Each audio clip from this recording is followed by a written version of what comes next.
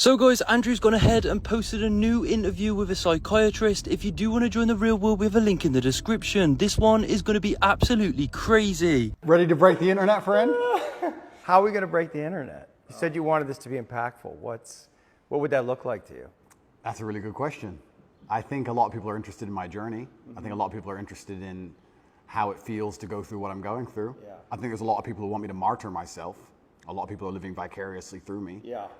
There's a lot of people who say, yeah, Andrew, keep going. But they don't really care. They just enjoy the drama of it all. And I think I've already broken the internet, but you're a very interesting man to talk to. And with your insights, I think together, we're going to have quite a large audience. Yeah, I mean, that's a question that I have for you. Why did you want to talk to me? Because I'm a psychotherapist. You have your skepticism about psychotherapy, and yet here I am. That's true. We had a conversation before, and I've been told by many people it was my most interesting podcast ever. So I think it obviously varies from the norm in terms of the normal things I'm asked about. You have some unique insights. And I thought it'd be an interesting conversation. A lot of people are asking me especially about my mental state and those kind of things post-jail. So I thought, well, my most interesting podcast ever. People seem to be very interested in that side of me. So perhaps it can be a good conversation. Does it make you nervous that there may be things that you don't know about yourself that I'm going to try to reveal to you? I know everything about myself, my friend. You know everything about yourself. I believe that I have an intimate grasp of all the things about myself which matter, which allow me to compete. Right. So there may be things I don't know, but I'm not sure if I particularly need them. So I'm not that interested. Right. What's useful is more important than what's true. Absolutely. Right, and you've developed a framework of thinking about yourself and thinking about reality that's been incredibly effective for you. Completely. Right. What's useful is more, you nailed it, what's useful is more important than what's true. This is an old argument of mine, but I think we discussed it in the last podcast, and I'll say it again. When I say I don't believe in depression, nobody can convince me to believe in depression. That's not a matter of discussing whether depression is real or not. That's a matter of me accepting that my mental model for going through life is more effective if I don't believe I can become a depressed person. Yeah. I don't believe in depression, so I can't be depressed, so that allows me to be more effective. It's not a matter of sitting there going, well, maybe it's true, maybe it isn't. I don't believe in it, so I can't catch it. You shape your own reality through the conviction of your thoughts, your beliefs, and the words that you use. Why else would you adopt any kind of mindset unless it's designed specifically to make you competitive and make you win? You install the software in your mind, right? So if I'm going to install software in my mind. Install it? Well, I've tried very hard to curate it. Right, because wasn't it installed by your upbringing? Wasn't it installed by your mother and your father in some way? Good question. Before you were conscious, while you were just a developing child, like something got programmed into your psyche that has to have an impact on you. And those things can't necessarily be known because you were at such a young age. Absolutely. We're all programmed to some degree. I agree with you on this so far. I don't think anybody can escape programming, whether it's society, whether it's a television show, whether it's the people around you, peer pressure, whether it's a religion. We're all programmed to some degree. That's absolutely not really true. What I have done, and what I think most people do not do, is heavily analyze why I hold the beliefs I hold, why they help me. If I don't hold the belief personally, or if I didn't learn it from personal experience, I know where it came from, who tried to teach me that, whether their intentions for me were good or bad. And I've tried very hard to have my mindset rigidly analyzed and make sure that it's put together in a way which benefits me completely and absolutely. And I do not believe in things that take away power from me. Right. I refuse to do that. I would rather say that they are not real.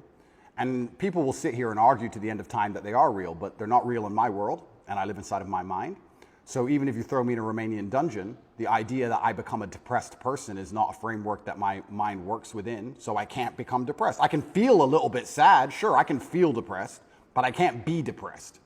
They're very different things. So that's just the mindset I've installed, and it's allowed me to be competitive. And I believe, personally, my personal beliefs are that life as a man is hyper-competitive, and whatever software you have in your mind should be designed to make you as competitive as possible, and you shouldn't be believing in absolutely anything else. So I've tried very hard to make sure all of my worldviews and all of my experiences and everything is curated and aimed in a direction which is going to allow me to be a fearsome competitor in all realms of human endeavor. Have there been some of your beliefs or convictions that have been challenged? For the Sure. experiences that you've had, particularly in the recently? Well, people challenge me often. And what a lot of people don't understand is that I will never adopt the thinking of somebody who is sad, and I will never adopt the thinking of somebody who is less competitive than I am or less successful than I am. If someone comes along and goes, Andrew, you are wrong, the way you see the world is wrong, but they are suffering from an affliction, why would I adopt a single iota of what they say? So it's kind of funny when I talk about depression, the number of people who defend depression. Depression's ruined my life, it's super real, and I lost my wife and my life is over and I want to kill myself, it's real. I'm like, surely you should like my worldview. If depression's so terrible and it's destroyed your entire existence, you should be listening to me tell you it's not real. But instead they're defending it and sticking up for it, which I find very interesting. So that's the first thing. In regards to whether I have had any of my convictions challenged, it's kind of amazing. Maybe it's just a semantics trick, and maybe it's that simple. Maybe it's as simple as saying, I feel a little bit depressed today, but I am not a depressed person, and I cannot become depressive. I'm not going to have depression. Maybe it's just a semantics trick, and by saying that alone, I understand that it's a temporary state of mind, which I can alter and I can affect, and I've never struggled with long-term depression or long-term negative thoughts because I don't believe in that mental model. I think that your mind, like I said, it's software, it's programmed in, and they say inside the Matrix or in every single video game, there are boundaries and there are limits. There are certain things you can and can't do.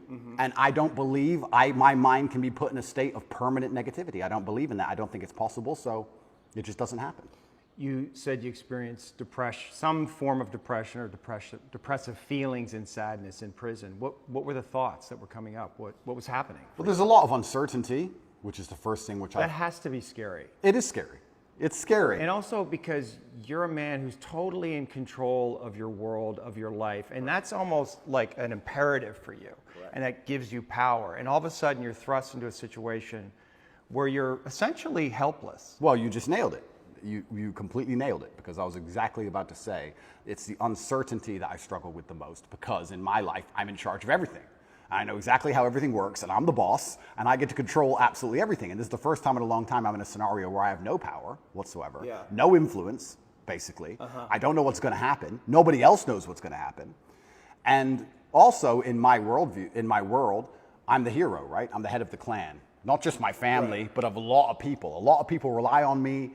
Lots of women rely on me, children rely on me, etc. So everyone comes to me every time there's a problem. So they continue to do that while I'm in a jail cell, expecting me to have some kind of answer. And I'm like, well, I don't have an answer this time. Every other time I had an answer, but this time is a bit unique. How did that feel? You don't have the answers. You can't help. Yeah, I mean, it was frustrating. It's very frustrating, and it's the uncertainty that would bother me. I don't think I felt sad very often, but I certainly felt extremely frustrated. I would sit there and think, there has to be a way out of this room. Not breakout, but like there must just be some words I can say, someone I can talk to. There must be a way. It's only a door. Like I can't just be stuck in this room. And it was hyper frustrating. Yeah, and the uncertainty of it is also scary, because in my situation, every 30 days they decide if they hold you longer or not. And I was encountering people who had been in there for years in my scenario. So, well, the uncertainty is a form of torture, really. Oh, absolutely. Yeah, it's torture. It is torture.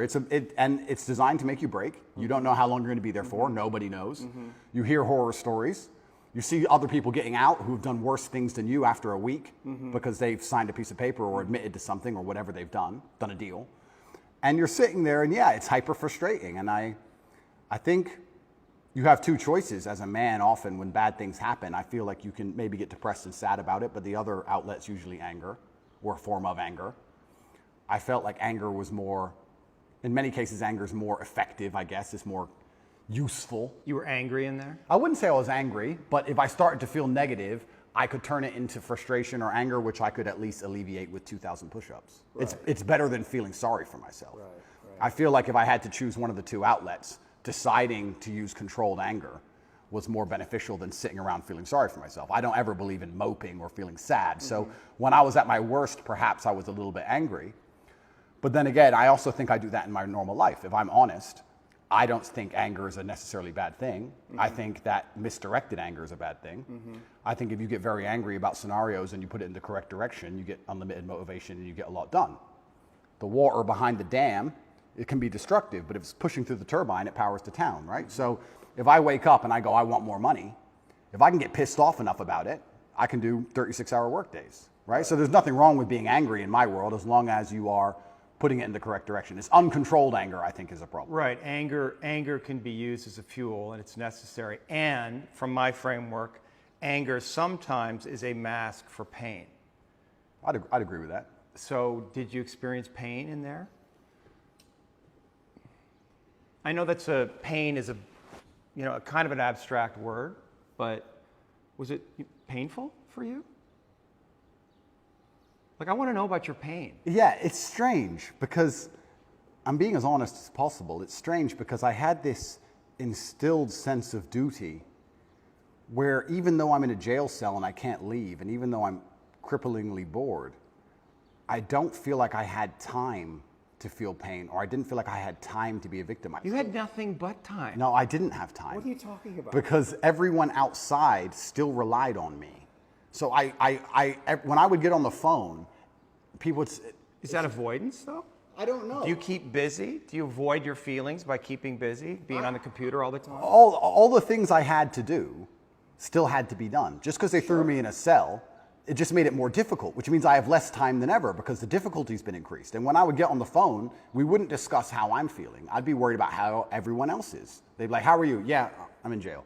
What's going on with this? Are you okay? Are your bills paid? Are press hassling you? I was worried about fixing everyone else's problems from jail more than I was concerned about myself or my own mental well-being. And if I felt particularly, when I say pain, is an awkward one. I don't know if I felt pain because I don't feel sorry for myself, and I've developed this mindset of such absolute accountability that even though what happened to me I believe was unfair, and even though I'm completely innocent, I didn't think, why? I didn't think, why is this happening? I didn't think, why me? I didn't think, oh, this is unfair. Like, none of these things crossed my mind. I was like, this is garbage. However, you can't become the most Googled man in the world with every light has a dark, right? Like, let's be realistic about this. Yeah. I'm thrown in a jail cell. Do I belong here? No. But am I here? Yes. I was pretty logical about it. And I was like, okay, I've got a lot of things I need to get done.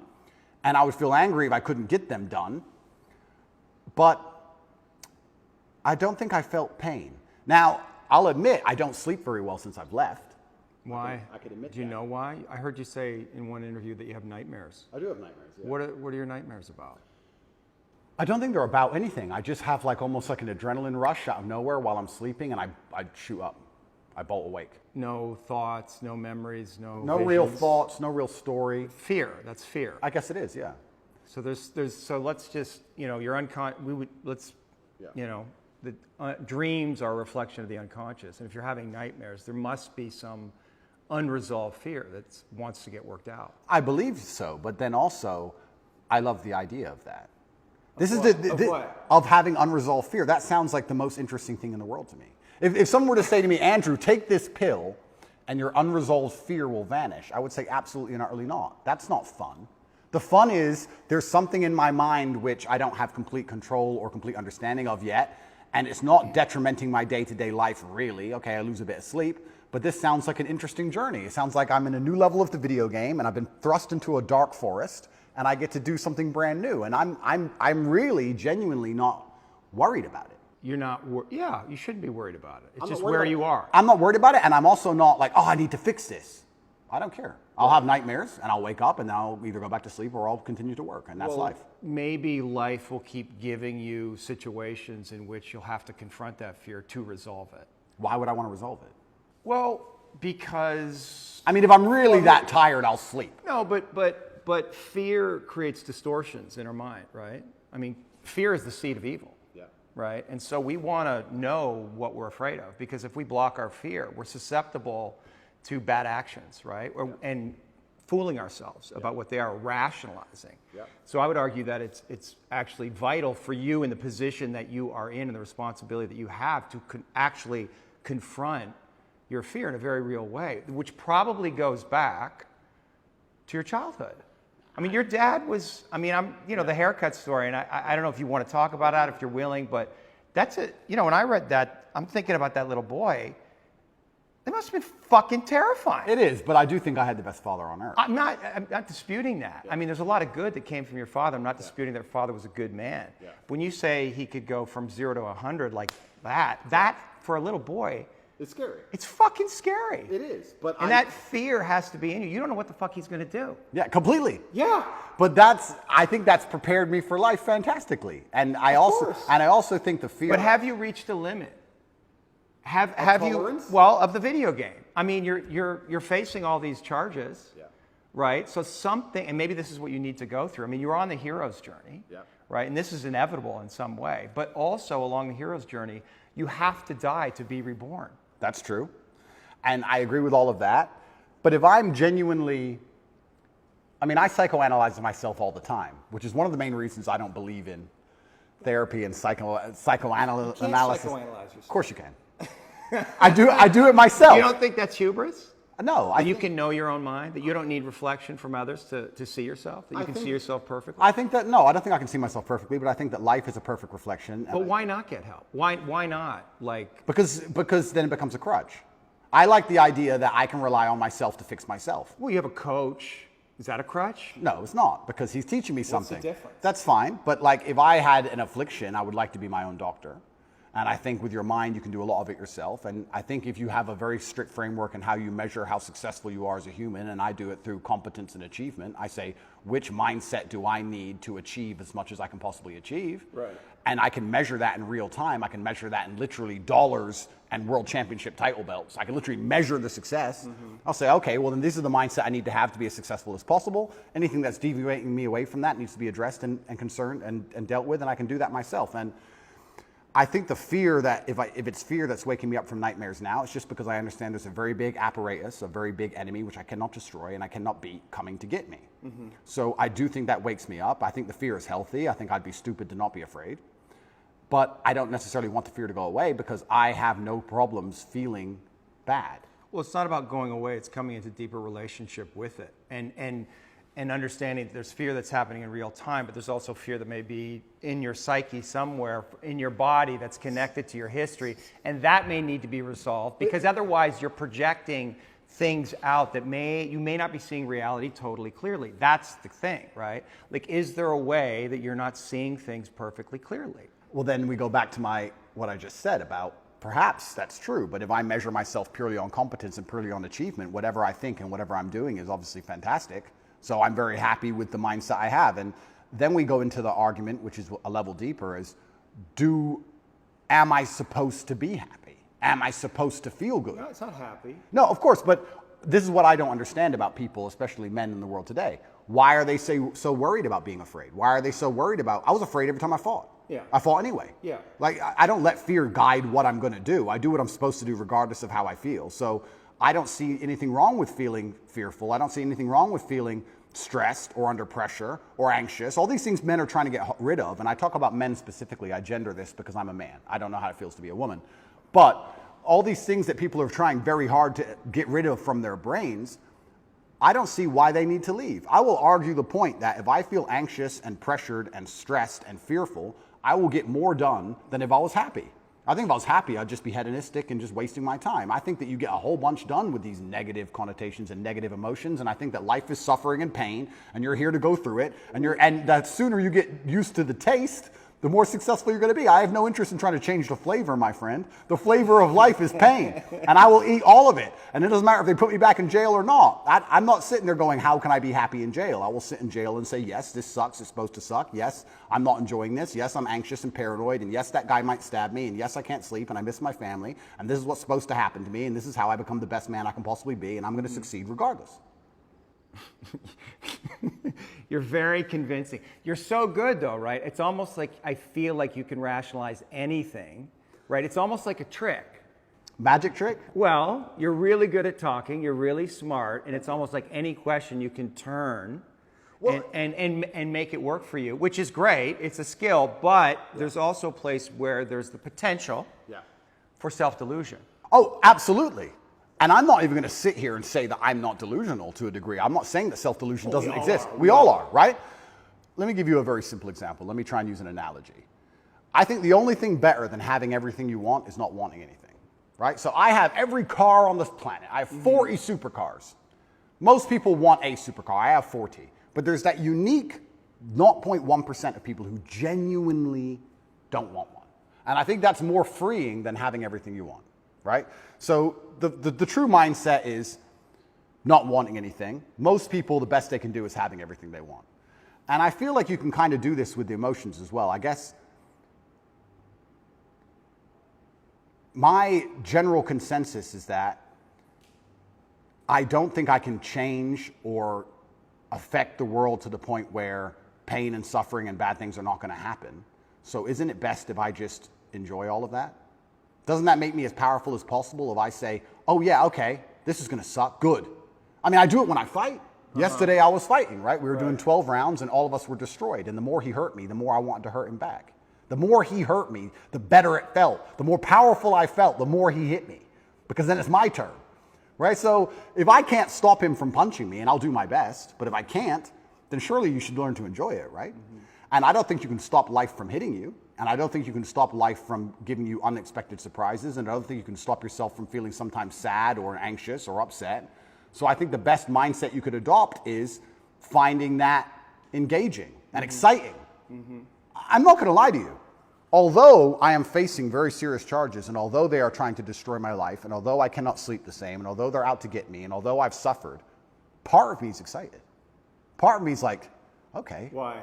Because it's a war. Uh-huh. You like war. I think all men do. Uh-huh. I do. Yeah, of course. All men do. Yeah. So it's a battle. It's exciting. Yeah, it's exciting. So I'm not saying I'm glad it happened, because I'm certainly not. And I'm not saying I'm going to win. But I'm saying that I've trained myself to the point where if I were walking down the street and 10 men were to pull knives on me, I'd be intimidated, but 20% of me would go, this is going to be one to remember. Do you have a belief that you could take 10 men with knives? I have a belief that, yeah, I do. Mm-hmm. Because that's delusional. That's delusional. Yeah, but it gives me a best chance of possibly winning. Well, no, running away would give you the best chance of possibly winning, and then coming back and being safe, and then serving out your mission. Of course, I would run away in that scenario. But if I had to engage them, if I had to engage them, right. If I had to fight them, I believe I'd be the most capable if I believed I could win. Of course. So for that reason, if I have to self-delude, then I will self-delude, and I will convince myself that I am here to destroy all 10 of them, and I will say it in a way where at least 7 of them believe me. Mm-hmm. And that's the most important part sometimes about all of this self-delusion, is that a lot of other people start to believe what you say. And I'm not saying that I say bad things. If a man were to sit in front of you and say, I can rip your head off with my little finger, and he said it in the right terms, and he truly believed it in his heart, you wouldn't want him to try. As ridiculous as that sounds, you'd be like, he's kind of big, maybe. It crosses your mind. So I think that, yeah, I have psychoanalyzed myself, even though I'm not officially, certified. And I've decided that I can't stop bad things from happening to me. So instead, I'm going to enjoy bad things happening to me. And I'm going to build a mindset that makes me fearsome enough to succeed regardless of how stacked the odds are against me. Yeah. And I appreciate your mindset, and it's well thought out, and it's useful to you. And so I'm just pushing up against the places where I think there might be contradictions. And I like to hear it. Yeah. I like to hear it. But like I said right now, I'm not a coward. And I want to make this very clear. I'm not a coward. I don't care if I don't sleep again for the rest of my life. I refuse to take any fucking pill, and I refuse to sit and have my mind altered by anything I do not control. I don't care if I have nightmares for the rest of human time. Right. As long as I'm in charge of my mind, I'm in charge of my life. If God decides that I don't need nightmares anymore, I'll fathom out how to stop it. If God decides I need to wake up in the middle of the night in a sweat, fearful or afraid they're coming to get me, then that's God's plan for me, and that's what I'm going to deal with. I'm not a coward. I'm not afraid of any of these things. I'm not afraid of feeling bad. I'm not afraid of anxiety. I'm not afraid of panic. This is one of the things I think a lot of men out there struggle with, is they're so worried and afraid of bad feelings. And to me, that's just showing that you've had an easy life. Like, there's real people out here who are trying to kill you. There's people out here who put a knife in your neck. You're scared of what? Feeling sad? Who cares? Like, there's real problems. What are you worried about feeling sad for? Who gives a shit? I could feel sad for the rest of my life, and I guarantee, 1, nobody would know, and 2, I would be monumentally successful regardless. So why are we even talking about it? I have no fear for a negative feeling. I have fear for me not being able to provide for my children. I have fear for people who rely on me not being provided for and cared for, but I don't have I don't wake up and go, I'm worried if I might feel sad today. Who cares? Who cares? I can be happy or sad on the same day. Nobody notices, and the same things get done. The exact same amount of work gets done. Nothing changes. How are you making sense of what's happening to you? Is it God's will? Is it a co-creation? In some way, did you co-create this? Oh, no, Or are you just like a victim of the Matrix? No, I'm not a victim. So absolutely everything is, I believe. In some way you're a victim. Completely, but I believe in self-accountability. Sure. I could have prevented this. Well, how did you co-create this? If let's presuppose you did. I created this by being monumentally successful. Right. There's no light without dark, equal and opposite force. But you said you were excited about it, so maybe there's some way you actually wanted this. I didn't want this. In fact, I had conversations with Tristan for a long time, and I kept saying Icarus to him. When I would decline, certain podcasts, I would decline meeting certain famous people, I would decline talking about politics, I would decline things, and I would keep saying Icarus. And he would say, why are you doing this? And I just reply, Icarus. Because I knew if I got too big that they were going to come for me. I knew that. So I tried to balance it, and I felt like I did a pretty good job, but unfortunately I got it a little bit wrong. My fault. I got it wrong. I put myself here. But I also don't believe that there's any light without dark. It's yin and yang for a reason. I don't think that I can just become the most Googled man on the planet and become monumentally successful and make hundreds of millions of dollars and nothing bad's going to come from it. I think that would be hubris. You just used the word hubris, it's a fantastic word. I think it would be stupid for me to sit there and go, I should be able to do all of this good and have a fantastic life and there's going to be no repercussion in any form. I knew this was coming to the point where I literally sat with Tristan about 3 weeks before it happened and said, we're fucked. So why did it happen? It happened because I became monumentally successful and I became monumentally influential, and the world is a battlefield. You did create it. In some way, you co-created it. Like you knew this was going to happen, and so there may be some way unconsciously you wanted it to happen. Like if you're on this hero's journey and you're living this big life and you have a big vision for yourself. I mean, you bring up guys like Genghis Khan, and I think that's kind of appropriate because in another era you probably would have been one of those cats, right? So now we're here, and maybe you need this in some way, need this test to really feel yourself, to know how strong you actually are. I mean, I know what you're saying. I don't think I need the test. I do feel like I need to tell the truth. I do feel like what's the truth? The truth is, the truth about the Matrix? Yeah, The lies? what I believe. And I do believe that I have a responsibility because of my massive platform. Yeah. And I do believe that the responsibility is for me to do my best to educate people in a way that's going to make them happy. And I know I could have sold my soul 1,000 times, and I know I could have avoided this. I know I could have not said certain things, and I understand all of that. I wasn't looking for a war this large. I wouldn't say I was looking for it, but I wasn't ignorant to the fact that it might happen, and I wasn't afraid. You didn't do anything to avoid it, though. I did a lot to avoid it. You did? Icarus. I must have said it 1,000 times. Right. I could have made it much worse. Yeah. But I was never afraid of it happening. I think there's a difference between knowing something bad might happen and taking the calculated risk and going, this is my journey for truth and this is what I believe is what I should do, and being afraid of something. Like, I understand if I go into the ring, I might lose. But I do believe 93% chance I'm going to destroy him. Well, and you want the fight, either way. I guess so, because how else do you matter, right? That's my point. And I'm not saying that I'm glad I'm being persecuted for false human trafficking inside of Romania. I'm not saying that at all. But I'm saying that... Yet, on the other side of this, how strong will you be? Stronger than you could be otherwise, that's for sure. And have more power and influence otherwise. Absolutely. I mean, it's the Nelson Mandela. Completely. And Now, I wouldn't want to spend fucking whatever amount of time in jail. That sounds fucking scary, but... It's not uncommon for heroes. Well, exactly. And if you take the lessons from it, and if we want to once again talk about being as formidable as possible, then I don't think jail, okay, it's given me nightmares, but I don't think it's made me weaker. No. And it could have easily made me weaker. I could have gone through the exact same experience with a different mental model and emerged weaker. I believe I've emerged stronger, regardless of the fact that I have nightmares. I didn't have nightmares before, now I do, but I still see myself as a stronger person. That's one more thing I no longer have to fear from an unknown perspective. I know exactly what it's like.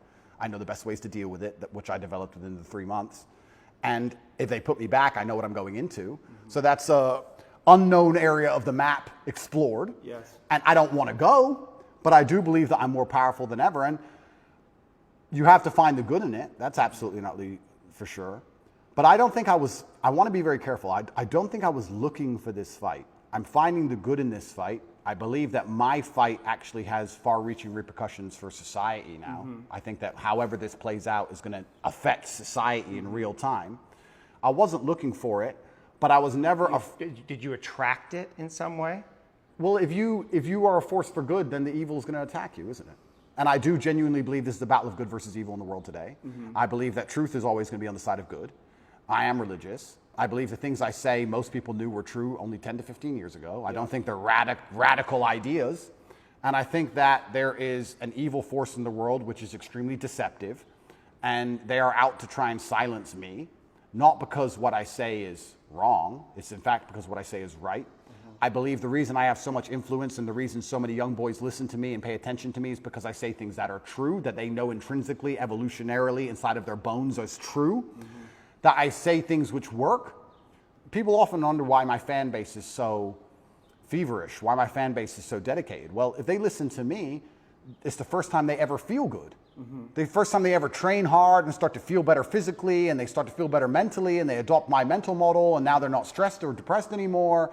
And then they may start to make some money, and they go, you know what, I started listening to Tate a year ago. I'm in the best shape financially, the best shape physically, the best shape mentally. Tate's the man. So they're hyper dedicated to me. And yeah, I mean, there's going to be a negative to that. I want to make something clear. I've been brutally aware of the fact that all of this might blow up in my face for a very long time. I've not been ignorant to that. And I think that's why jail didn't cause me pain. Because I wasn't in jail like, how did this happen? I was in jail thinking, they got me. I knew it. They've been after me for a long time. I knew they were coming.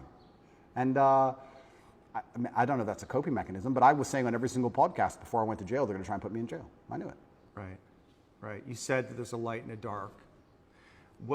Is there darkness in you? I mean, there must be. There's darkness inside of everybody. Right. And do you know that part of you? Are you in relationship with it? Do you think about it? That's a good question.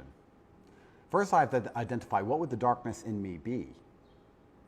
Well, let me present something to you, because I stood up for you after you got canceled off social media, and I have a lot of female clients, and they had questions about that. I mean, they know me and they trust me, so they're curious. Yeah. But one of them said, "Well, you know, Andrew he's out there saying that he's helping all these young men, but in the beginning, he made his millions in some level exploiting these very men." Okay. That's the frame that they were thinking about it. And is there validity in that, in what they're saying? Because I didn't know how to answer that question. I don't think I exploited the men. I think I exploited, maybe I did exploit the men, but let me change my answer. I don't think me not exploiting them would have prevented them being exploited. I think these men were out to be exploited regardless, whether I did it or not. So, but you can see how that sounds cynical to somebody, where you say, well, they're going to be exploited anyway, so I'm going to make money off them. And then once I make money off them and I get this platform, then I'm going to champion them. Completely. I mean, I guess that's probably one of the most logical arguments against me I have heard. Then we have to argue whether I was really exploiting them, which is another argument, right? Absolutely. Because a lot of these men, the only reason they didn't kill themselves is because they had an online girlfriend. Sure. So I actually think that webcamming and girls as a whole is closer to therapy than it is porn. Truly. These men are completely miserable. And the only joy they have is logging into that website. So I don't think I did exploit them. The reason I said the fact they were going to be exploited anyway, it's very similar to having an alcohol store. Let's say there's 3 alcohol stores in a row and all of your customers are alcoholics. Well, if you close your alcohol store, what happens? They just buy at the next store next door. Right. They're still going to be an alcoholic. You're not saving anyone's life. Right. But I don't think I necessarily exploited. I didn't see myself as exploiting them or exploiting the girls. I don't think that. I think it was a business opportunity, and I approached it the way I approach everything, which is extremely professionally, and I got good at it, and we had a very successful company. Everybody was happy, including the men at home and including the women who all became millionaires. I've turned more women into millionaires than I've turned men into millionaires. So, but maybe that's the reason they're coming after you, because they feel in that a contradiction, and they're not buying your story. Right? They don't believe it. They're like, oh, this is an act. He's not genuine. He's actually out for himself. Right? Well, and so that's the place that they want to get you, because there's definitely an energy out there. They want to get you. Oh, no, they're out to get me. Yeah. And I don't think that's the reason why, though. Well, depends who we're talking about. Yeah. But we're talking about the Matrix. I understand why and you've talked about that a lot in podcasts. We could talk about that, because you are speaking a lot of truth, and you're confronting all the lies in the culture, and you're speaking against the most powerful forces in the world. But individual women, let's say, they're going to look at what you're doing, a lot of them, and a lot of them, they're completely insane, and they're looking at these little clips, and they're distorted in their own feminism, and maybe unconsciously they can't reconcile to the fact that they would actually want a man like you. I think that's a lot of what's going on. It's like projection. I'd agree with that. You know, nevertheless, there is an energy that's like they want to get you. They want you to be punished in some way. Yeah. And so, like, how do you, like, what do you do with that? How do you deal with that? Like, how do you answer to that? Like, if that woman was sitting here, what do you say to her? Yeah, I would say that her argument to a degree is a logic fail. Let's take it away from webcamming. It's a female. Logic. Don't be a misogynist. There's your blind spot right there. Don't be a misogynist, but that's like saying because well, it's not misogyny. You know? no, of course, but that's like saying because you've ever eaten a steak, you don't care about animals. Right. Effectively, right. What she's saying is because he had a business in which some man may have felt exploited at some point, he doesn't care about humanity, which is a logic fail. Yeah, I understand. So that's not valid. What I have found in my experience often is that many women who seem to dislike me after they meet me don't dislike me anymore. Mm-hmm. I think the energy which they find repulsive over a screen or affects them emotionally over a screen, they end up liking in person. I think hate and love are actually very close to each other. And I've had women who scream how much they hate me at the screen, and then they meet me and they're literally in love with me. Well, you're a nice guy. Of course. So I've yet to meet a female in person who dislikes me. And I would love to talk to these women. I think that'd be the best conversation ever. I think it'd be the best podcast on earth. Yeah. But they are out to get me. They're certainly out to get me. I think that the fact that I'm so assured in a lot of my convictions, they find very threatening. People in general now seem to find it threatening when you're the kind of person who says, no, it's this way. And they say, oh, but the news said it's that way. Don't care. It's this way. And they find that ignorant, but it's not ignorant. I think it's just assured in your convictions, and they find that threatening, very threatening.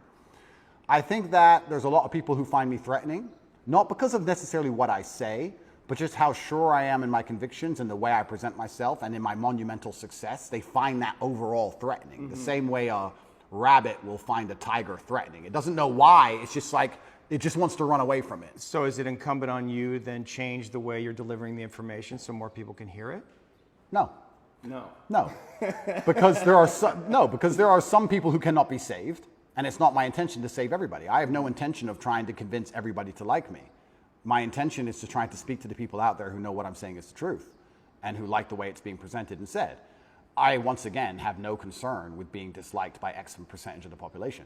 And I want to make this clear. I've spoken to a lot of people who have talked about how their mental health has been affected by, online bullying and media campaigns and smear campaigns. I don't think anybody's been attacked by the media in the last 2 years harder than me. Mm-hmm. Every day, there is something in the media trying to paint me as a bad person.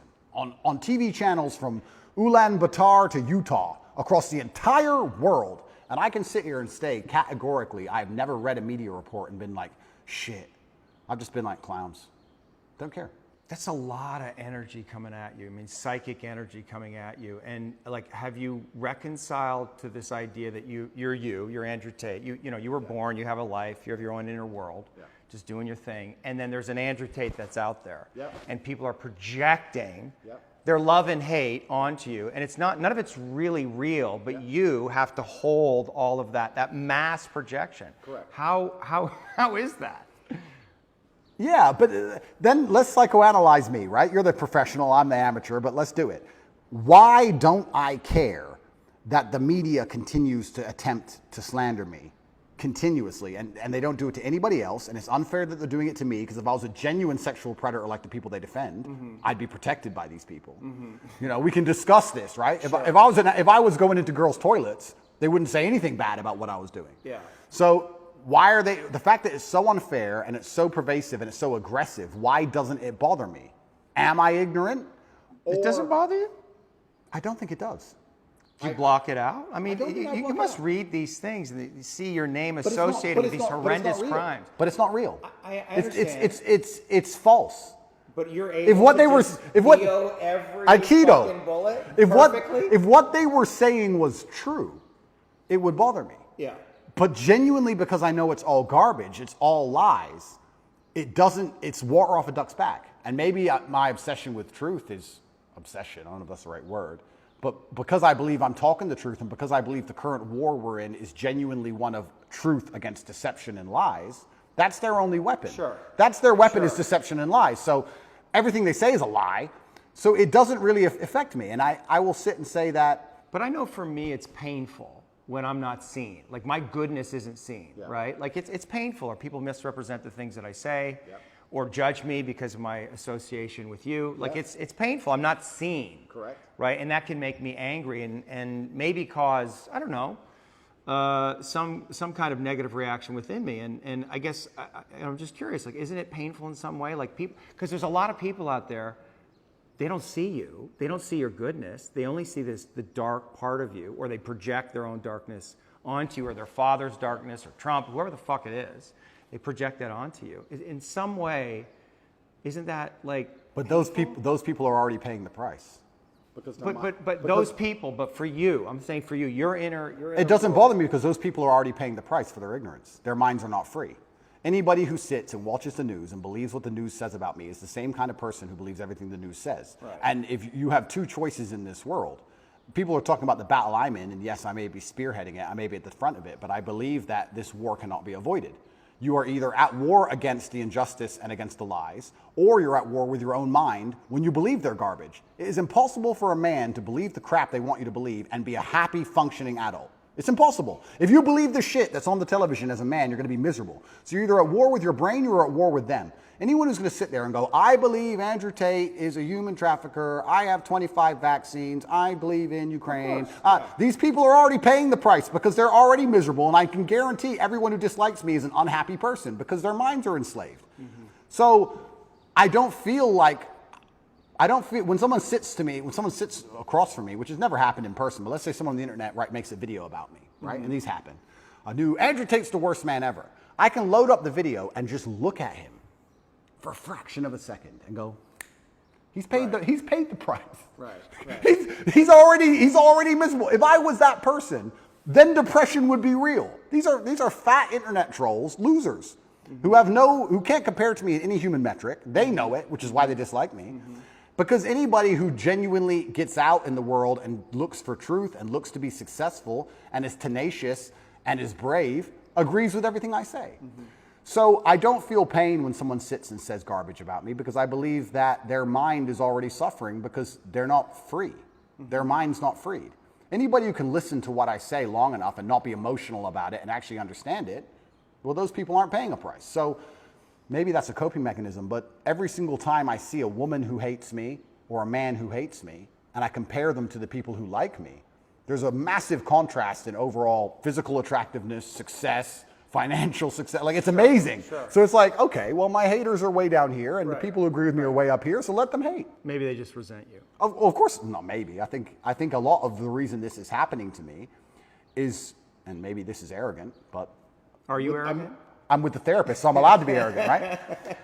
A lot of the reason this is happening to me is because I'm tall and built, muscles and cool cars and, smart. People don't like me. There's people who look at me and go, he thinks he's too cool. Teach him a lesson. There's a massive amount of resentment involved in all of this. Yeah. Even from the Matrix itself, we talk about the Matrix and I talk about it and people, of course we compare it to the movie.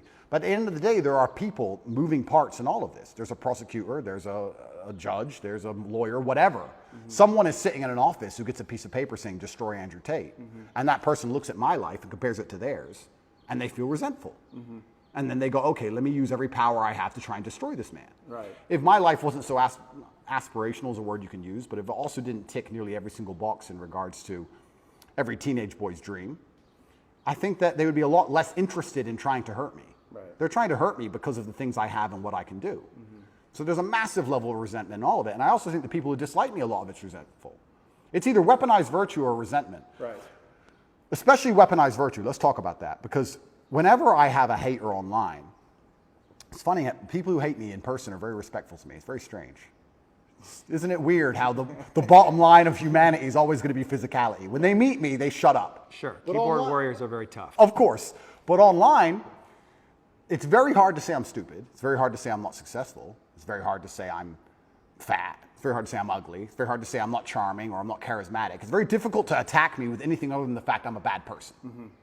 He's all these things. He's perfect in nearly every metric, but he's a bad person. Yeah. Right? So how do you do that? Well, you take a virtue and you weaponize it. Misogyny, homophobic, whatever it is. They pretend they care about the subject when they don't, and they put it into a bullet and they shoot it at you. And it's weaponized virtue. It's not genuine virtue. These people who are saying I'm a misogynist don't care about women or care about combating misogyny. They just want to try and hurt me with it. Yeah. That's the first thing. Or the second thing is genuine resentment. Yeah, I remind them of the guy who picked on them in school, or the guy who fucked their girl, took their girl off them, and they don't like me for it. But that's not my problem. That's their issue. Are you defensive? Is that like a defensive posture? Is the way that you can be? I really want when I talk. Are you open to these people? No. And when I talk to you, I want you to be open to them. This is what I think it is. It's like you are the man. It's like you are the daddy. It's just like, why are you being so mean to me? Why are you fucking yelling at me? I want you. I need you, brother. Like, show up in a good fucking way. Where are you? Like, that's what's going on for them emotionally. Perhaps. Yeah. And so do you have a responsibility in that place to transcend the place you are in to really fully realize your leadership? You know what I'm saying? That's a very good question. And when I'm talking to you, I want to be as honest and vulnerable as I've ever been. I'm trying to be as vulnerable as I can be. You're doing great. But also, so let's talk about these people who resent me the most, or these people who disagree with my message. What's it like for you to be vulnerable? What's that word even mean to you? How do you relate to that word of vulnerability? That's a really good question. I don't know. I don't know how I relate to the word vulnerability. Well, you are vulnerable. You can't put yourself out in the world like this to be seen. That is a vulnerable act. Getting into the ring with another fighter where he might kick your ass, that's vulnerable. That's intense vulnerability. I think emotional vulnerability, nearly at every form, at every level, is basically a form of manipulation. So Maybe that's just how you experienced it growing up. Perhaps. Was your mother emotionally manipulative? No. But if a girl cried in front of me, I believe she'd be trying to get an out. I don't think it's just because she feels bad. I think it's because she's trying to get a reaction from me. And I think when men cry to their wives or whatever, a lot of it is trying to inspire sympathy from her. I think a lot of emotional vulnerability to a degree I would argue that is all manipulation. Like then that would indicate that in some way that you are manipulating. We all manipulate each other. Well, that's what I'm saying. So if you're seeing manipulation in others, that must also exist in you. And I guess that's the question. Is there a way, right? Like, can you actually not be manipulating? And manipulating is a strong word. It has a negative connotation, but like in some sense trying to control. Because one of the things that I find in this conversation, right, it's like, I mean, I actually think you're going along with my line of questioning really well. Like, you're not trying to control everything, but there is a way, right, that you have a tactic. You're trying to control things. You're trying to get away from something. You're trying to control the conversation on some level. Of course. But what if you gave that up? Well, okay. Give it up. Give it up. I'm trying. I'm trying to be as vulnerable as possible. But when But just the idea of it, right? Like, what would happen if? Let's do it. I'm trying my very best. Old habits die hard. But don't worry about the result. Just ask yourself the question, like, what would happen if you let go of trying to control everything? Just feel into what that would feel like. But that goes back to the point about what vulnerability is, because I don't think humans are as emotionally incontinent as they pretend to be. And I believe that when you truly feel pain or truly feel trauma or something really bad happens to you, the result to that is usually silence. I don't think you talk very much at all. So people, you ask me, what is it like to be vulnerable? Well, to me, that's not crying. That's not... I think when anyone's doing that, 99% of the time, it's a manipulation tactic, I believe, personally. Maybe that's just my personal experience. But yeah, maybe. But I think especially with men, I think it's a manipulation tactic when they try and show too much emotion, and women do it as well. And I don't react very well to it. If someone were to sit in front of me and start bawling their eyes out, it's very hard to elicit sympathy from me for that reason. I feel like you get sympathy from me by sitting and explaining to me why something bad happened to you in a logical, calm, stoic manner. If someone starts crying in front of me, I feel like they're trying to manipulate me, and I don't buy it. Or maybe you judge it in them because you judge that in yourself. Perhaps. I mean, it's my human experience, right? And it's my bias. Right. But I'm trying to think of the very few scenarios in which I would ever cry. And I'm thinking, would it genuinely be because I feel so much pain, or if I think it could benefit me or help me? Would I be trying to manipulate somebody? Now, that's not something I'd ever do because it's not my personality and mental frame. But crying is just a physiological reaction to express pain and grief that allows us to release this and to come back to homeostasis. It's manipulation. It's just, well, it can be. It's don't attack me but anymore. it's also a physiological response. Oh, completely. But it's don't attack me anymore. It's I'm the victim, don't attack me Can anymore. be. Yes, I cheated on you. It's a shield. And so when we talk about what does vulnerable mean, I feel like I'm being vulnerable now when I'm explaining things extremely logically. You are. That's as vulnerable as I can be. I cannot be the kind of person who's going to cry. But once again, this is my mental model. I haven't instilled. But is that what it means? Vulnerability, cry? I guess vulnerability. What about admitting your weaknesses? I'll admit my weaknesses What right are now. your weaknesses? Then this is so interesting because I will tell you. No, it is because I'll tell you I'll admit my weaknesses, and I will. But now I have to try and identify some because in my mental framework I don't have weaknesses. Right. So now it's like, okay, I am prepared to admit where I'm weak. Where am I weak? Well, I've tried so hard for so long to make sure I'm not weak anywhere. And if I am, I've compensated so heavily in some other way, I don't fail. So it's like, where am I weak? I'm that guy who does not fail. It doesn't matter what scenario anybody's life is in. It doesn't matter if you get dumped into jail. It doesn't matter if you're going into war. It doesn't matter if you're bankrupt. Whatever it is, if someone says Tate's on your side, you feel good. Oh, Tate's here. Ah, Tate, okay. Yeah. He can't even swim, but he's here to he's the lifeguard. Tate doesn't fail. I can swim, but it's an example, right? So I do not fail ever. So it's very hard for me to identify weaknesses because I feel like they've all been ruthlessly, I think I've rooted out any weakness or I've compensated so heavily so long ago. I don't see myself as a weak person. I don't see myself as a person who can fail. People said to me in jail, how did you handle that? What else can I do? Not handle it? What does that look like? We're gonna bang my head on the wall like a dummy? Am I gonna have a breakdown and just be a pile of mush? All you can do is handle it. So we're talking about vulnerability. I'm being as vulnerable as I can, but I can't even honestly sit here and tell you a weakness I have because in my mind I have no weaknesses. And perhaps that's delusion. Perhaps that's perhaps it's delusion. Yeah, but that's But a useful delusion is what you're saying. It's brutally useful. Yeah. And when I teach this or when I talk about this, there's a lot of men who perhaps want to adopt it, but the mistake they make is they don't have the real world experience to back it up. I don't want people to be completely lose their minds. Yeah. We're not talking about that, but we're talking about the fact that I can name so many scenarios in my life where I was supposed to fail and I did not fail. It's brutally realistic, it's brutally logical, it's built on competence, it's built on real world accolade and achievement. Mm-hmm. Everything I've ever wanted, I have achieved and I have gotten. I have never failed at anything I've ever wanted, ever. So how am I going to wake up and say, oh, I've got this weakness, that weakness, when I have a 100% success rate? 100%. There's never a girl I wanted I didn't get. There's never a car I wanted I didn't drive. There's never a scenario where I said, I want to get through this, I didn't get through it. I've never failed. So of course I'm going to sit and say, yeah, I would love to tell you my weaknesses. I can't think of any. I don't know. Right, but are you being humbled right now? Is this whole series of events humbling you? It's taught me things I already knew. I know you can't be bigger than a justice system. I was saying Icarus for a reason. I knew they would come for me. I know I'm only human. But you're not do you? I do. I'm just a very good one.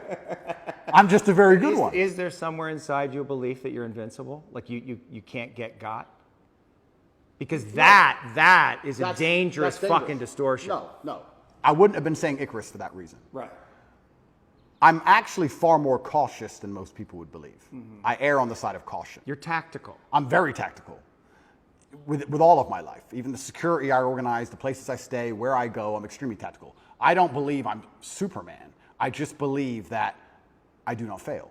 And because you have no weaknesses, doesn't mean you can't lose, right? You can be strong in all realms and still lose. Mm-hmm. There are world champion boxers who have no weakness. They do everything right and they lose fights, right? So I'm not saying I'm invincible.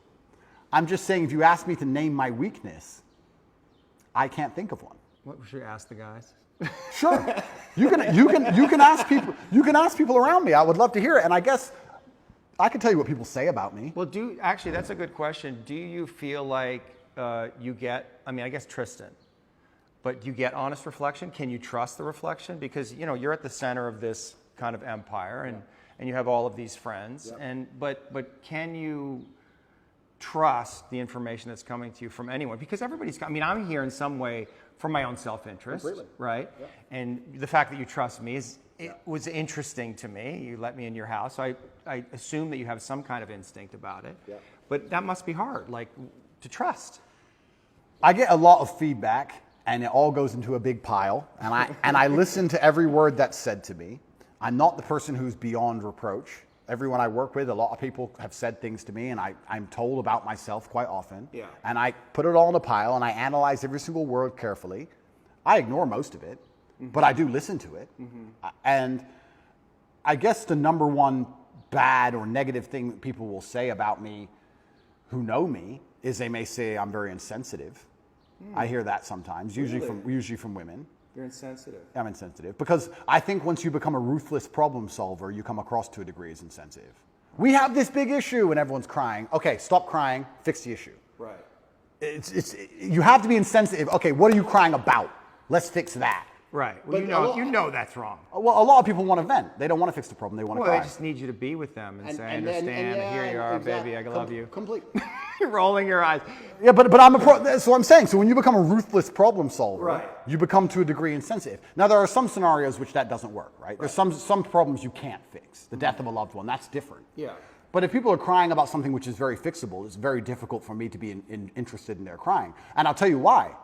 Because if I have a set standard for myself, if I wouldn't allow myself that luxury, it's very hard for me to give it out to everybody else. If I don't allow myself the luxury of being incompetent because of an emotion, then it's very hard for me to look at others and go, well, you're allowed to be incompetent because of your emotions, and you're allowed to be incompetent because of your emotions, and I'll just deal with the struggle of never being incompetent ever, regardless of how I feel. If I have standard for myself, I'm going to implore my standard or imply my standard on others, and if they don't meet that standard, then they're going to call me insensitive. What would you have to give up to become more sensitive, particularly to your women? I'm a very sensitive, romantic, nice man. Yeah. In general, I'm actually a romantic man. I get called that a lot. No one calls me cold. Right. It's different. You're loving? Completely. But when it comes to problems especially, Right. can be insensitive. You default to problem solving. Absolutely. And that's not what they want. What's the issue? They want you to just understand and hold them. They want to cry about the problem a while. And time is time is money. Time is money. I'm like, okay, yeah. Boom, boom, fixed. Right. No, but you don't understand.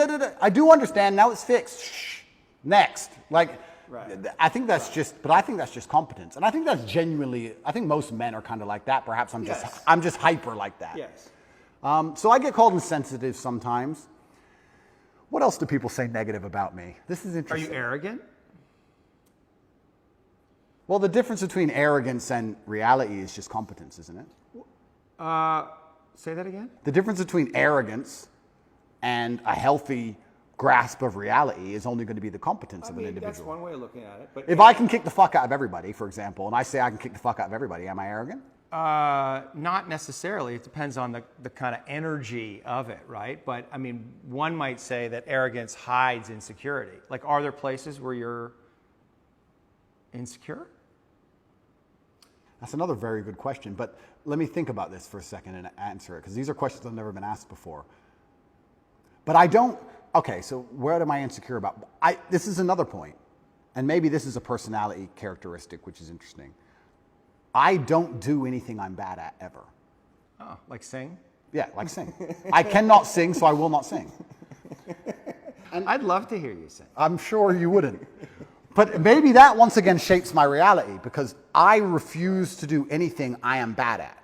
If I'm bad at it, I hire someone else to do it, or I find someone else who's good at it, and I offer value to them to do it. I don't do my entire reality. Why? Because you don't want to, I mean, there's the things you're incompetent in and you have time, but like, because you're scared to look foolish or not be good at something, and people are going to see, oh, Tate's not so great at everything. No, I don't think it's emotional. I think it's purely logical. I'm thinking about my day. Every single thing I do are the things I am absolute best at. If I'll put boxing gloves on after this and I'll go fight and I'll beat everybody. I'll destroy everyone. And I think I only enjoy things that I'm good at. And I also think that if I have X amount of hours in the day, the way I can be the most competitive, most fearsome predator is to spend all of my waking time doing things I'm the best at and leave things that I'm not good at to the other people who perhaps are good at them.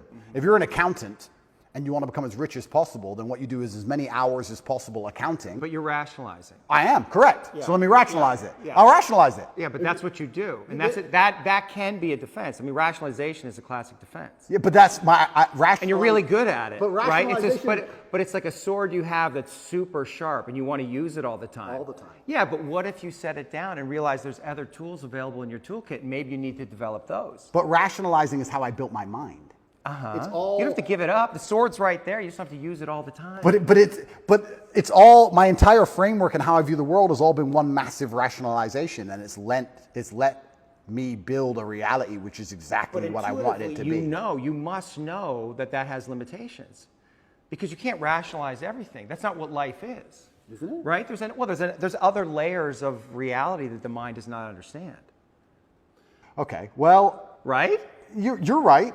And just because I rationalize things doesn't mean I don't feel things.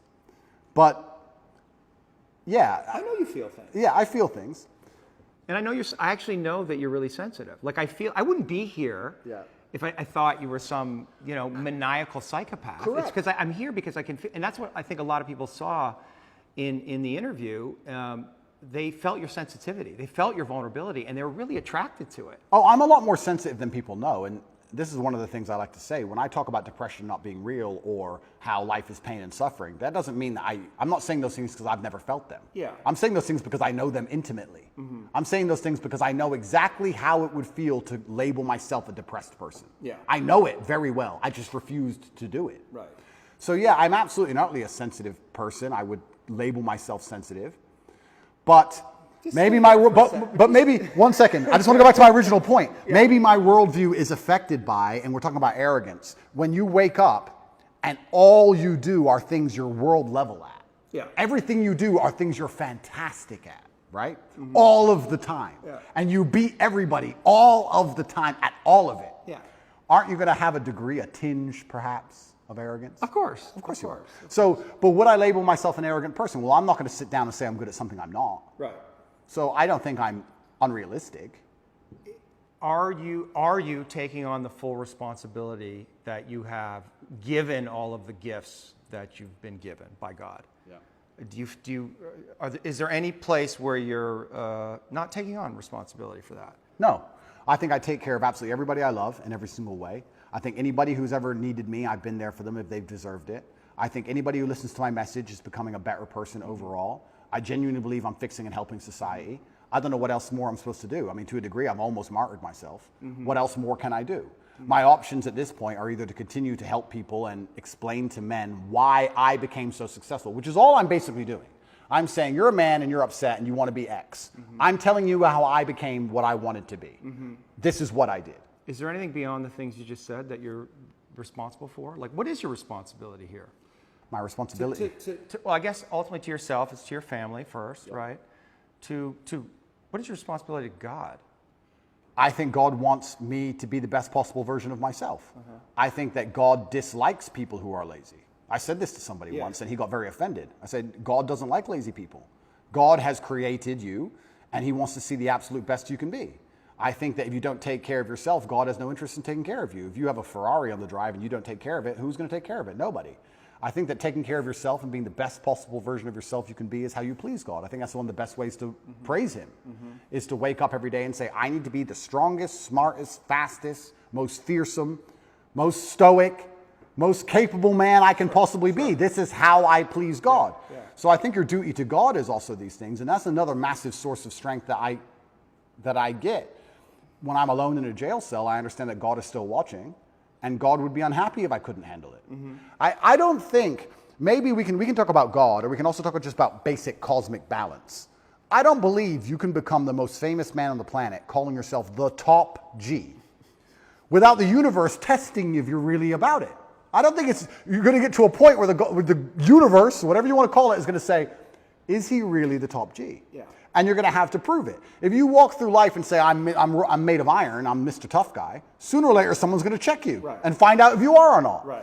So when I was doing this for a very long time, I wasn't ignorant to the fact that something's going to come along and see if I am who I am. So when I'm sitting in a jail cell by myself with cockroaches all over the floor, I'm like, okay, this is my chance to show I'm not full of shit. Right. Was I full of shit? No, I wasn't. Am I going to allow everything I've ever said and my last name and my duty to God and everything to go down the pan, or am I going to just man up and fucking win? Right. So I saw it, I guess, to a degree as an opportunity, but there was a massive burden of responsibility on me on how I had to perform. I didn't have time to be depressed or sad. This is what I'm saying to you earlier. I didn't have time. I had things to do. Top G's kids can't eat. Top G's women can't pay the bills. Top G's business is over. No, I had to fix all of it from jail and fix myself and get out. I was very busy inside of my brain, staring at a wall. So I didn't have time for this. And this is another thing I try and explain to people, and I don't understand about, and I talk about men specifically because I understand how to be successful as a man. When men say to me they're depressed, with unlimited options, with the capability to become anything you desire, with God giving you a full and able body and mind, how do you have time to be depressed? You have so much you could do. There's so much that you need to do to be your best self. And you're competing against men like me, and you're finding hours a day to be sad? No wonder you're going to perpetually lose forever. Right. That's suicide. So how do you find time to do this? It's brutally ineffective. You have a brain, you have a mind, you have a mental model. You can't think of everything, you can't do everything. You can only have certain frameworks instilled inside of your mind. As a man, you should be hyper-competitive. You should try and be the best version of yourself you can be. You're competing against every other man on earth for the girl you want, the car you want, the house you want, the watch you wear. It's all competition. You should be as competitive as you possibly can. Anything that's inside of your mind which doesn't allow you to be competitive should be erased.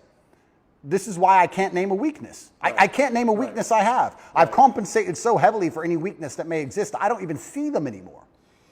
Is your belief in God tied into this concept that we talked about, that what's useful is more important than what's true, or better than what's true? So we don't, do we know that God exists? I mean, we don't know. Correct. But it's useful to believe in God.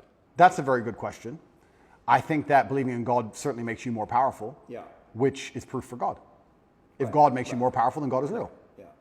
So maybe that's very simplistic, but if I believe in God and I'm a more powerful version of myself because I believe in him, then he must exist. Yes. God has made me more powerful. Well, it's the act of believing him that makes him exist, which is another way of saying what you just said. Correct, yeah. So this is why I believe faith is such an important thing. But I think everybody has a God anyway. Yes. There's no such thing as atheists. If you look at the people who say, oh, I don't believe in God, they worship a flag and a vaccine. Yeah. So everyone believes in something. Yeah. So you have to decide what your religion is. And I, once again, refuse to believe in anything that takes away power from me. I believe in things that make me more powerful. And I believe that believing in God gives you a new degree of strength. And I also think everybody to some degree believes in God. I don't care what anybody says. If you put anyone in that submarine just before it imploded, everyone would pray. Yeah. Everyone. Yeah. So it's ignorant to even say you don't believe in God at this point. It's interesting that you chose Islam, and I heard you talk a little bit about how you see God in Islam as kind of, you know, I don't know, harsh is, but like firm and directional and clear, and this is right and this is wrong, which sounds a lot like your dad. Well, it sounds a lot like life. Yeah, like life. There's right and wrong in life. All this complete subjectiveness, this mush they're trying to create, is done on purpose to confuse us. Yeah. I like the idea of right and wrong. I like the idea of not having a choice. If you walk in, if you're hungry and you walk in to buy a sandwich and there's 100 sandwiches, it takes 10 minutes. If there's one sandwich, isn't life easier sometimes? Yeah. So all this subjectiveness and all this choice and all this garbage, sometimes when I'm like, okay, I want to be a good person, I want a framework to adhere to that makes me a good person. Well, this is very clear. Yes, no, easy. Do you have like embodied experiences of God? Like, do you relate to God in that way? You know, I don't want to say supernatural, but like, do you feel God? I absolutely feel him, and there's certain times where I may feel particularly energetic. When do you feel God? So usually when I'm feeling powerful. There's been times I was in jail and I just got up and I just felt like, you know what, yeah, like just shadow boxed a bit. I don't know. It's like you just felt it. Like I'll be okay. I will win. I don't feel God when I'm sad or something like that. I think that the whole idea of spirituality, and I believe God himself, he wants the best for you. And it's interesting, how we're tying religion to my worldviews, because my worldviews were the same before religion. I guess before it was the cosmos, or just the way the universe works, or light, dark, yin, yang, etc. I still say these things, but now I attribute a lot more of it to spirituality, a lot more of it to God. And yeah, I chose Islam because it's firm, and I believe that I'm a person with firm principles. So I'm obviously going to liken myself, or I'm going to feel an affinity to a religion that has firm principles, because that's who I am as a person. I'm a person who's principled, yes, no, and I have no problem with people sitting with me and saying, what you're saying is bigoted, or what you're saying is wrong, or what you're saying is insensitive. I think Islam also has a similar issue. Yeah, I think you also chose the winning team. Oh, it's completely the winning team. I mean, It's the winning team. And it's the winning team. And I didn't choose it because it's the winning team. It's just the winning team because it has principles. yeah, I agree. And unfortunately, when you have no principles, if you stick up, if you don't believe in it, if you have no hard line, if you'll accept anything, then you don't believe in anything. Yeah. As soon as you'll accept anything, then you have no hardcore beliefs. If you have any set of principles, or you have any things you believe in, there's going to end up being a barrier, and the people who fall outside of those barriers are going to be offended by it. That's the reality of it. If you have a religion or a belief system that doesn't offend anybody, then it's not a religious or belief system. That's my view. So yeah, I chose the winning team because I think more and more people are starting to understand how important God is in society. This is the first time in human history we're testing society without God. And what do we have? We have evil. Yeah. We have Satanism. We have degeneracy. And I think that most people are starting to understand that God is really needed. When I was young, I used to make fun of Bible bashers. I used to make fun of them. Yeah. And now I'm like, we need more. Yeah. Where are they? We need more Bible bashers. So, yeah, and I guess I certainly feel more powerful since I've reverted, but I always felt powerful anyway. But I guess now, instead of just believing it's the cosmic nature of the universe, or let me change that. I always felt a strong affinity to my last name and my ancestors. So I always had to a degree, a spiritual aspect to where I got my strength. I always felt like, well, my dad is watching me, or my ancestors tried very hard for me to be born, so I can't disappoint them. So I've always had this spiritualistic side. Like, imagine the disappointment my ancestors would feel if they fought saber-toothed tigers and survived World War II and went through all the garbage they went through just for my father to be born, and then he suffered like he suffered to raise me, for me to be raised and become the most famous man in the world and call myself top G and then cry when I went to jail. What am I? What kind of bitch? What am I going to go, wah? No, I go to jail with my head held high. And if they put me in jail for the next 20 years, I'll walk in there with my head held high. And if anybody sees me, I'm not going to be a broken man. I refuse to be a broken man. It's disrespectful to everybody who ever died or tried hard for me to be raised, for me to emerge from this difficulty as a broken person. That's absolutely and utterly selfish. When a man sits and says to me he's broken or he's depressed or he's sad, etc., that's selfishness. You have shit to do. Yeah. And you have people to be respectful to, including people who are no longer here. I don't have time. They can put me in solitary confinement for 20 years, and when I walk out of there, and the first podcast I do, I refuse to be called broken. I refuse. And that's because I feel like I had a duty to my ancestors. And now I feel like I have a duty to my ancestors and a duty to God. So I've always felt that. And I assume you feel like you're fulfilling your duty, that your father would be proud of you? I absolutely believe he'd be extremely proud of me. I think I'm doing the best I can possibly do. And there's something that people say, you tried your best. And that's true. But a lot of people overuse it. People say, oh, well, you didn't get it, but you tried your best. 99% of the time, they didn't try their best.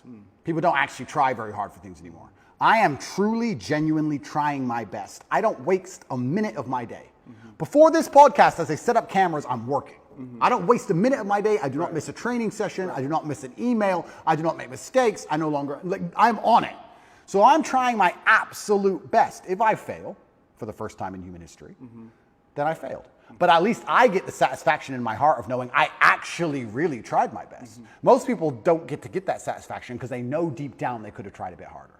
Whereas if I end up in jail, I'll be like, Andrew, you did everything you could have done. So that gives you a level of peace. I did my best. My ancestors are proud of me. God is proud of me. I did my absolute best. I couldn't have possibly done better. And I got hit with a lucky punch, and that's life. And all I can do is just smile regardless. Are your oration skills, is that an art, do you think? I think that if you don't have the ability to make other people understand exactly what you think, that you're going to struggle. But is it an art? Like when I watched you with PBD and you got in these zones, and you do it all the time. I mean, you're doing it right now. You get in these zones where it's just like you're just flowing. I mean, it's almost, you could say it's a God state, right? It's a flow state, and it must feel really good.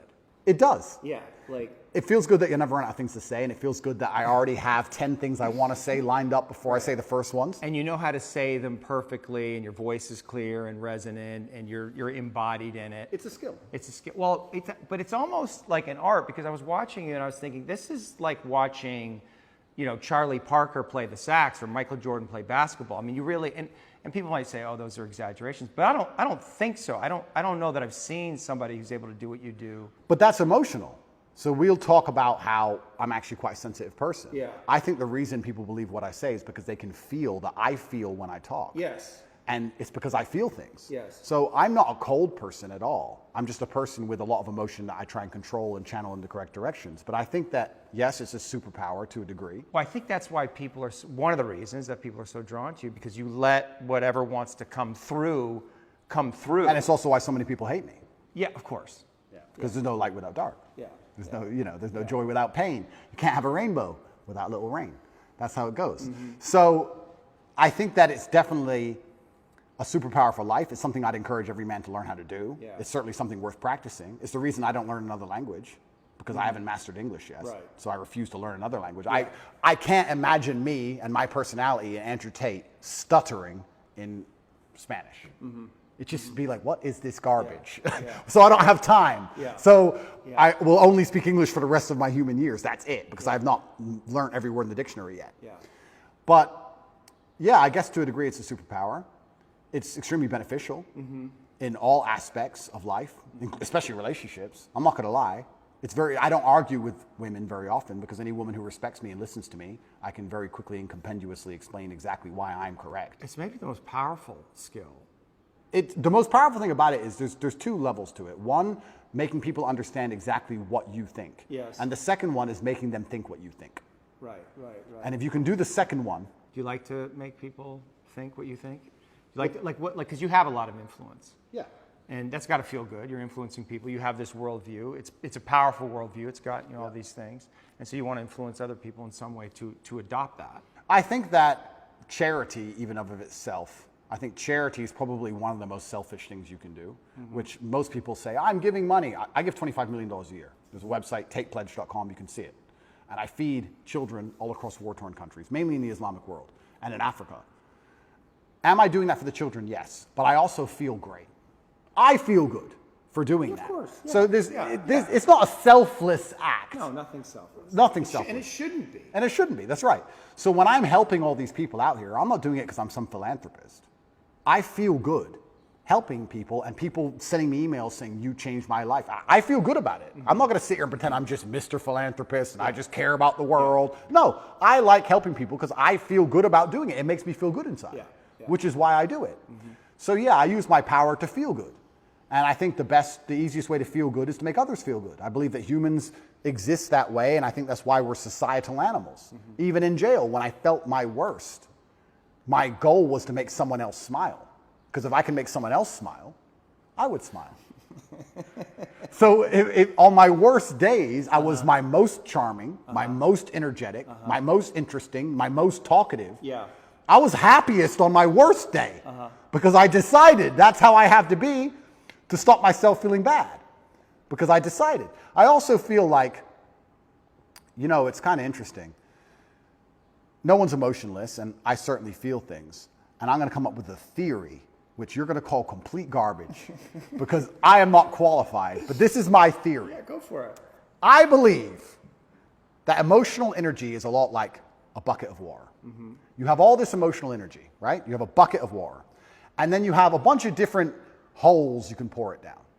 So I believe if you wake up one day and you feel particularly depressed, you don't feel depressed. You just have a lot of emotional energy that day. Some days you don't have that much emotional energy and life is pretty calm. But some days you wake up and you have this big bucket of water, and the superpower is deciding which emotion you're going to put it in. Not to not feel the energy, but to decide which emotion you're going to put it in.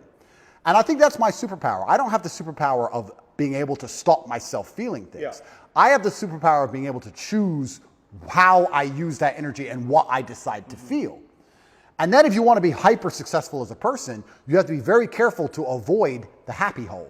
Because happy is what everyone thinks they would choose. If you had this emotional energy and could choose any emotion, you'd choose happy. But if you choose happy, you don't get much done. What do you choose? I choose if I had to choose how I wanted to feel all the time, I would choose proud. And proud means you have to work. Proud means you have to do things. You have to achieve things. If you want to be proud and be realistic, you have to do fantastic things. So my default favorite emotion is proud. Right. That's how I'm happiest when I feel proud about anything. Well, and the organism releases dopamine in the brain when we do hard work. Which is and why I accomplish have to win. tasks. I have to win all the time. yeah. I love proud. feel good. You do You it have to feel good. Yeah. I don't like happy. If I feel happy, giddish happiness like a child or like a females usually default to happy. They don't care how they get there. They just want to get there. Right. They just want to feel happy. Right. I avoid the happy hole because I think people who are desperate to only feel happy are the ones who are addicts. You know, gambling addicts, drug addicts, drink too much, do dumb shit. It's all temporary, no delayed gratification. That's how you destroy your life choosing the happy hole. So we were talking earlier about jail and how when I felt particularly bad, I'd wake up with a whole bunch of emotional energy. It's unchanneled, it's a bit wild, so I guess that can be perceived as sad you're out of or your depressed. routine, You're out of too. your routine. So I would sit and go, okay, I have all this emotional energy today, where am I going to put it? And I'd put it in a place where perhaps on that day I might feel happy, or perhaps I'd choose something else, but I would try my very best to take all the energy and put it into a place where feeling that emotion was the most competitive emotion, or was the perfect emotion for me to be as competitive as possible in that particular scenario. So yeah, on days where I woke up and I felt a little bit sad, I'd be like, okay, I'm going to turn the charm on today. I'm going to make everybody laugh. Right. And by the end of the day, I felt fantastic. Do you think God wants to break you? If God wants to break me, he's going to do it. Because we said, wants- right, the yeah, hero's maybe he journey, wants there to. must be death and rebirth. So what, like something, you have to be broken. At some point, you must be broken. You can't fulfill your mission without being broken. And whatever that is, it has to terrify you. But can't I be semi-broken or semi-close to broken and back from the edge? Back from the edge? Death and rebirth. That's the archetype, right? And what does that require? It means going into the cave and facing your dragon, which is your deepest fear, and feeling like it's going to kill you, and then entering into the void of nothingness, and then coming out the other side, reborn. And in that place where you're reborn, you're going to know things that you did not know sitting right here. And you're going to have a much bigger perspective, right? I mean, you agree with that template, right? I agree with it, but I feel like I can just, I don't feel like Get around that? Not get around it, but I don't ever have to fully die. Like I can just come close enough times. Like I'm not going to underplay. No, of course, but I'm not going to underplay how significantly difficult my jail experience was. Yeah, because you and do also- talk about like how tough you were, you managed it, and I guess and which is I believe that I'm not, but there had to be moments where you're just like It was terrible. despair No, it was absolutely terrible. or fear or like But this is very interesting into your death and rebirth point, because when it felt completely terrible, I do have the emotional control to not feel that.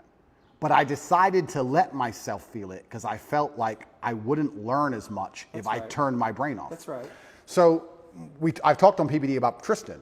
Tristan and I have the same superpower. Tristan didn't care about jail. He didn't care. He didn't, or he acted like Maybe he that's didn't just care. his own code. He acted like he didn't care. But was his coping mechanism. Sure. Don't care about jail. I decided, no, I'm going to care. I'm going to feel everything. I'm going to allow myself to feel these negative emotions because I feel like I will learn more. I could have done what Tristan did. I could have woke up and said one day or later they'll let me out. Still rich, give a fuck. Right. Could have done that. I didn't do that. And jail, that's why he sleeps. That's why I have nightmares. Because I don't believe his jail experience was that traumatic because he turned his brain off to it.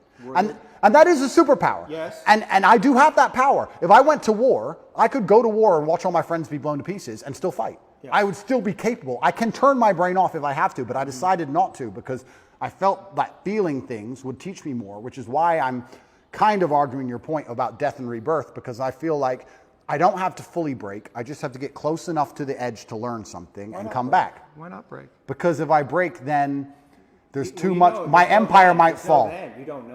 Well, That's the exactly. thing. You don't know. I don't know. And that's scary. It is scary. Yeah. So why would I? That's why you don't want to break. because Completely. It's scary. I don't want to lose what I have. Yeah. Mentally, But that physically, well, financially. Yeah, but that attachment, what would God say to that attachment? I don't want to lose what I have. But okay, I don't want to lose what I have because I also have a responsibility for others. Let me tell you something. If my mind broke and I couldn't come back from that, What's more important, your family or God? does God want me to break? I don't know. You asked the question. And if he does, I will break. Right. Right? Well, but you won't have a choice. I won't have a choice. But jail itself was terrible. Like, we're talking about vulnerability. I can sit and explain all the things I struggle with in jail. It was absolutely terrible. And I think a lot of people who are watching this, I think they need to keep in mind, I wasn't in jail. I was in Romanian jail. What's the difference? Well, it's the poorest country in Europe, and it was built during communism, Right. and it's basically designed to torture you. Cockroaches, yeah. Yeah, I mean, it's not like jail, like we imagine jail. I don't want to insult the Romanian justice system, and I don't want to insult any Romanians. I'm still within the confines of Romania, but I think most people at home understand what I'm talking about. I didn't have yard time. I didn't have any friends. I was in a room for 93 days. I did not leave that room unless I was being dragged to court in a language I didn't understand to be sent back to the room. Yeah, it was hard. I did a 4-day vision quest, 4 days, 4 nights, no food or water, out in the mountains, like in a restricted area, like just like a prison cell. And that took me to my edge. So I can't even imagine And yeah, 93 days. Yeah, I mean, it's terrible. And you don't know how long you're going to be in there for. Yeah. And you have no control over anything. And you don't sleep very well. People think you just sleep it off, but you can't. The jail is very loud. There's a lot of distressed people in there, a lot of the upset energy of people. the place. The energy is sad. Yeah, it's a bad place to be. But I knew that my only option was to deal with it. So I knew that not handling it wasn't an option. So if not handling it's not an option, the only option left is handling it. So you just have to find the best way to do it. Yeah. And I certainly allowed myself to feel a lot of emotions in there that I could have probably blocked out so that I could learn as many lessons as possible. And I've learned a lot of things. But I would say that, I mean, all in all, I understood as a man, you need to have a strong body so you're not attacked by anyone else, and a strong mind so you don't attack yourself. And I think jail in many ways is just pressurized life. And if you feel a little bit angry outside of jail, you'll be very angry in jail. It's pressurized life, and you can't distract yourself with anything. Mm-hmm. Most people, if you feel angry right now, you're like, oh, that pissed me off. And then you get on your phone and talk to someone else about something else. You distract yourself, but you're left alone with your thoughts, and you can't distract yourself. And God decided to put me in there to learn some things. And I think it just confirmed a bunch of things I already knew. And I think it was a chance for me to prove to him and to prove to myself I'm not full of shit. And I think that was... Did you worry that you were full of shit? Never. But it's good when you get tested. No, but this is actually the truth. Top G, right? It's a name, it's a nickname, blah, blah, blah, Top G. The basic premise behind it and why I'm idolized by all these young men especially is I'm Top G, the number one G, the guy who can do anything. He's the guy. I never for a second when I was saying it didn't mean it. I never for a second when I was saying it thought I was full of shit. Mm-hmm. So God was like, okay, let's find out if he's full of shit. Right. And I was placed there and I was like, all right, this is a chance for me to prove to myself and prove to God and prove to the man watching to the prison guards and prove to everyone else, my ancestors, that I'm not full of shit. I had a sense of duty in there and I feel like I performed it exceptionally. Mm-hmm. And it doesn't matter if they kept me in there for 3 months or 3 years or 30 years.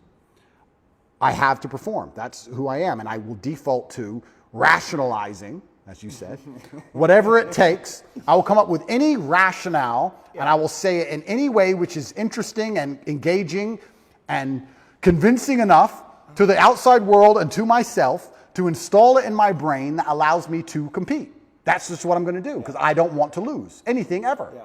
And life, perhaps if we want to extrapolate this out, perhaps God's trying to break all of us. Maybe life is a big competition of who breaks last. I would actually argue, and I said this before, that the number one indicator of a man's success is his ability to deal with stress. I don't think it's IQ. I don't think it's physical capability. I don't think it's anything. If you take a man who can deal with a bunch of stress, he's going to be more successful than a man who can deal with less stress. How much stress you can put up with has a direct correlation to the kind of life you're going to live. Most people who want my life don't have my life because they couldn't handle my life. Yeah. That's why. They go, I want to be like Tate. I want fast cars and private jets and all these girls and all these kids and all blah, blah, blah. But they couldn't handle it. They couldn't deal with the pressure of it, which is why they'll never get there. Because even if they get anywhere near it, they'll have a mental breakdown. Right. So how big your life is and how successful you are in the physical realm is directly linked to how much stress you can deal with. And perhaps God's trying to break all of us. He's trying to find all of our limits. I think most people at home watching this probably have something going on in their mind right now or something going on in their lives that might break them. Yeah. To me, it would be nothing. To them, it's a big deal. Yeah. So God's out here to break all of us, and I want to be the guy who breaks last. Well, maybe he's trying to make us stronger. Give us tests to help us evolve, to help us grow, to help us know him more. Absolutely. So let's assume that's what God is doing. To a degree, he's trying to see where all of us would break. You have two responses to that. You can either be intimidated by the fact that God is out there trying to make your life difficult, or you can be excited by the idea of it and saying, this is my chance to prove myself to God. Right. Which is what I was saying earlier on at the very beginning of our podcast, why I've adopted the mindset where struggle is semi-exciting to me. Yeah. God is out here trying to ask me questions or put me through scenarios where I get to prove myself to him, and perhaps that's why all the bad things happen. Maybe that's why that girl left you. Maybe that's why he made you love her so much, so that she could break your heart and fuck your best friend on purpose, so that you, to see how close you could come to breaking. Maybe that's what it's all about. Maybe that's the fun of it. The mantra that I use is, yes, thank you. Whatever comes, yes, thank you. And yes is an acceptance to God, and thank you is gratitude for what's happening. And that mindset is a kind of surrender to God's will. Yeah. Do you struggle between, your will is very strong. Yeah. And I can feel the place where you like to impose your will in the world. Yeah. So your will versus God's will. Well, he'll win. Are you in a fight with God on some level, like not literally, but unconsciously, between his will and your will? No, I think I am doing his will. I think I am doing his will, which Right. is what it takes to be truly successful in the world. I do believe that the moral arc of the universe does bend towards truth. And that's not my saying. I think that's Martin Luther King's. But I think that it bends towards truth and justice in the end. I think that the battles we are currently fighting in society, which look hopeless, in the end can be won. And I feel like I am doing his will by standing up and telling the truth. I think I'd have to be a complete coward of a man to end up having all of the masculine youth of a planet paying attention to every word I say, and then say, oh, but if I tell them good things, if I help them and help the world by extension, I might get in trouble. That'd make me a bitch, and that's not who I am. Yeah. So I think if you give any man worth his salt that degree of power and influence and responsibility, he's going to stand up and say, okay, this is how you should live as a man, and this is how you can make the world a better place, unless he's afraid of the repercussions by the evil people, by the people who are on the other side who are genuinely evil and satanic, who are out to destroy good and truth.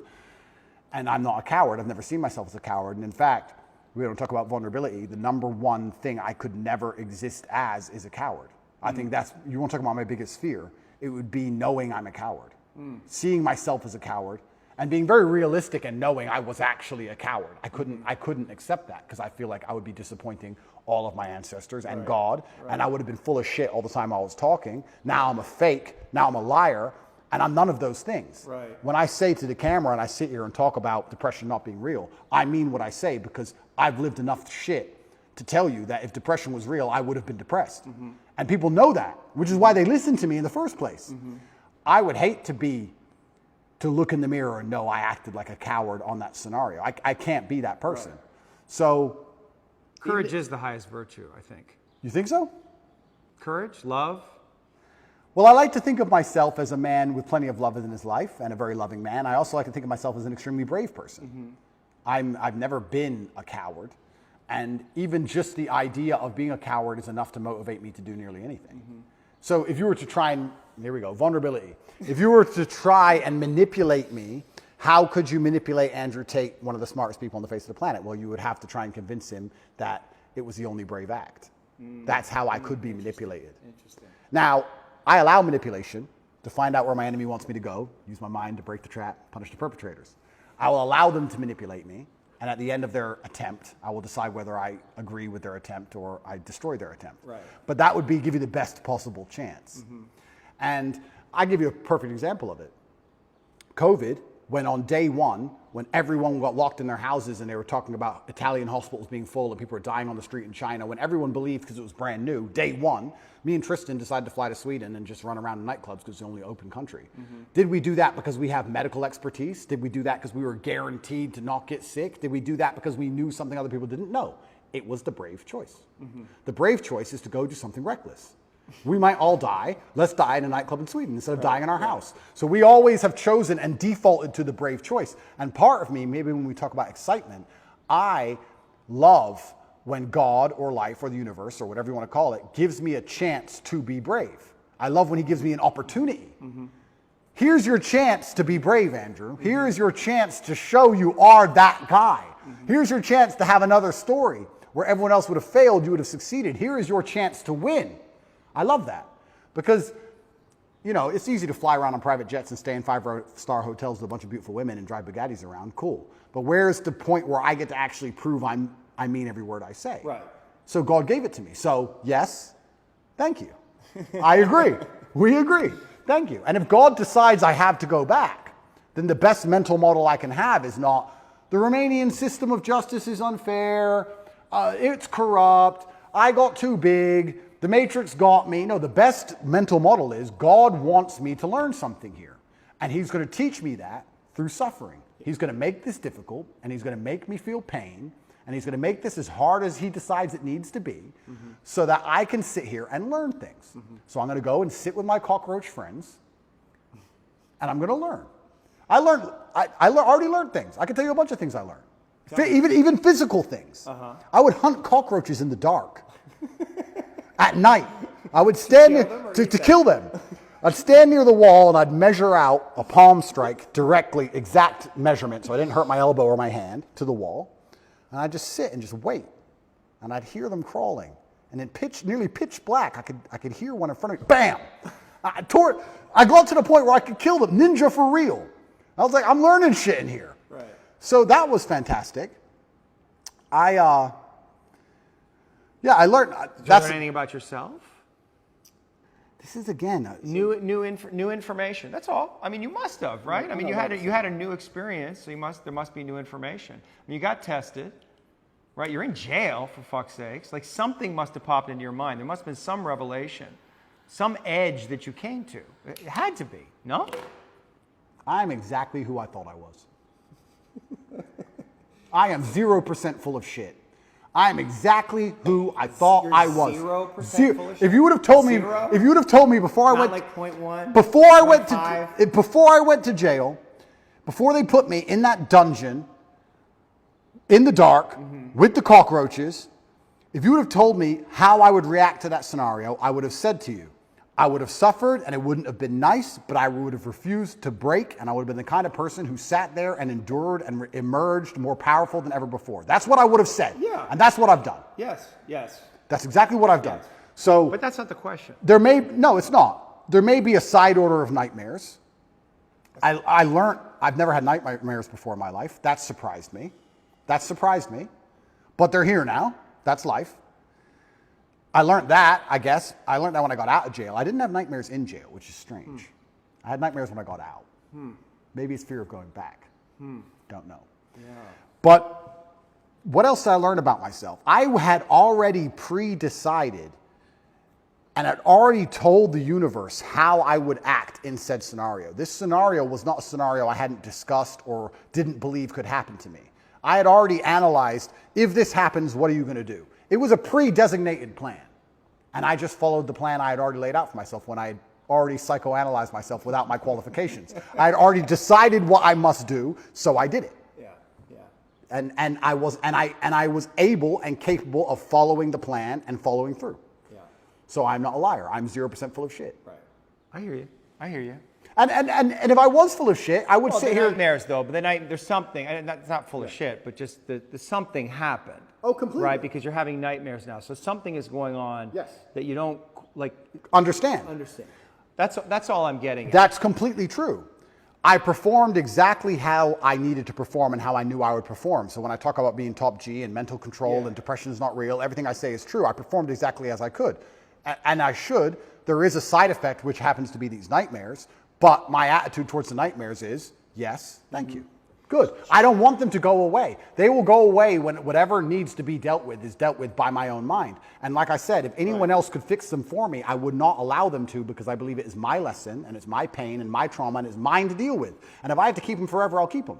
I am not afraid of feeling negative. I'm not afraid of it. I'm not afraid of having nightmares. I don't wake up going, I want to feel good. I don't care. So if I have to feel miserable, it doesn't bother me. I don't see why. In fact, I'm going to change that.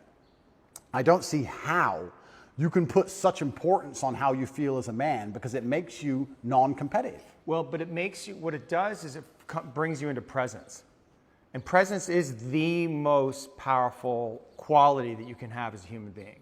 And if you are not in touch with your feelings, if you disown them or you rationalize them in some way, you're not fully present. Completely agree. Right? So the reason we want to connect with the places we have fear or pain or sadness, right, or anger, whatever it is, it's not to feel it and let ourselves be a slave to it.